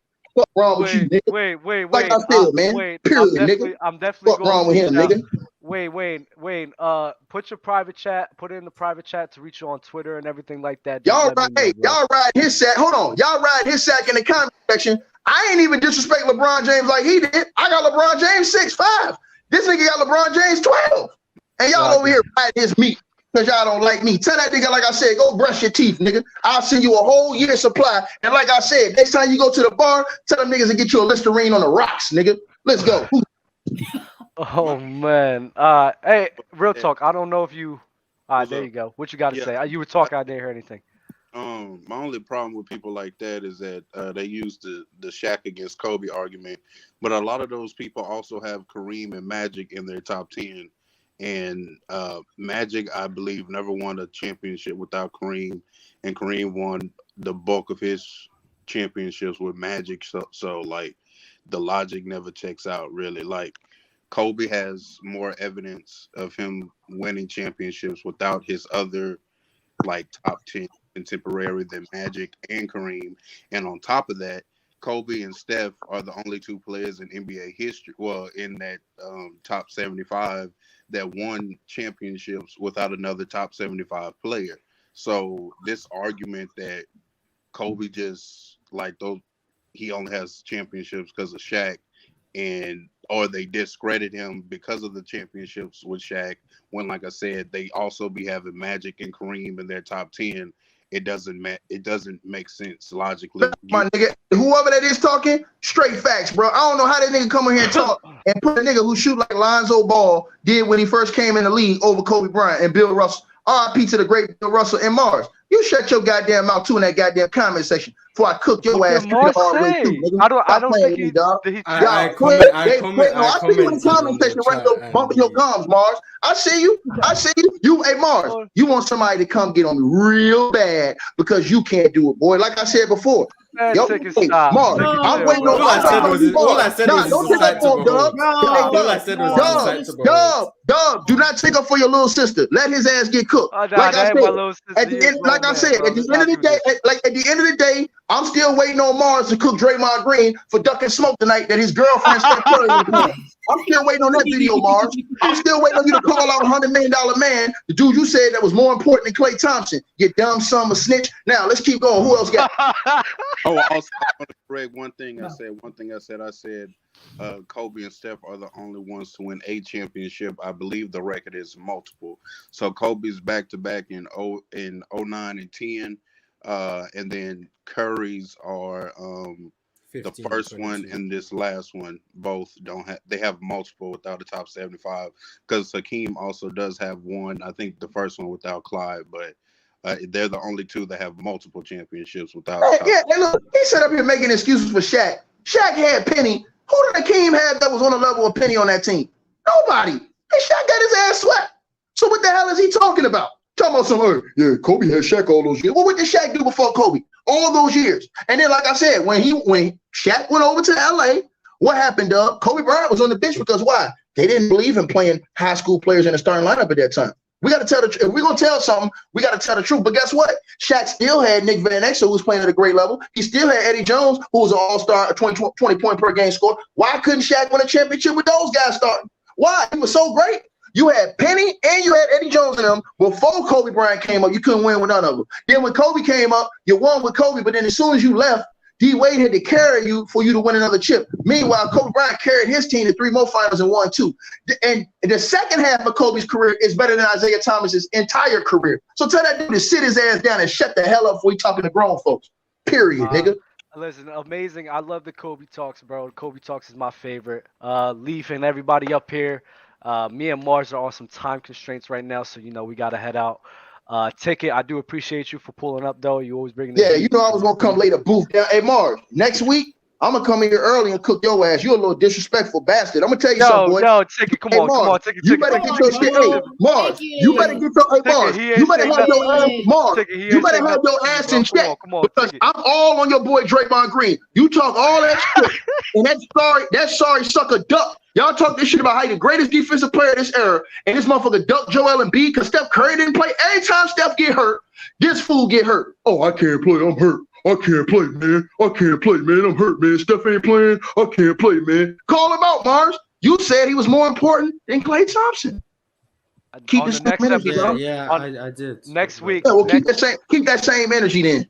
Next week we'll definitely have the Draymond Green conversation. Y'all be safe. Like the video on y'all way out, bro. Appreciate every one of y'all. Drop socials in the chat. Y'all be easy, man. Hey, Doug.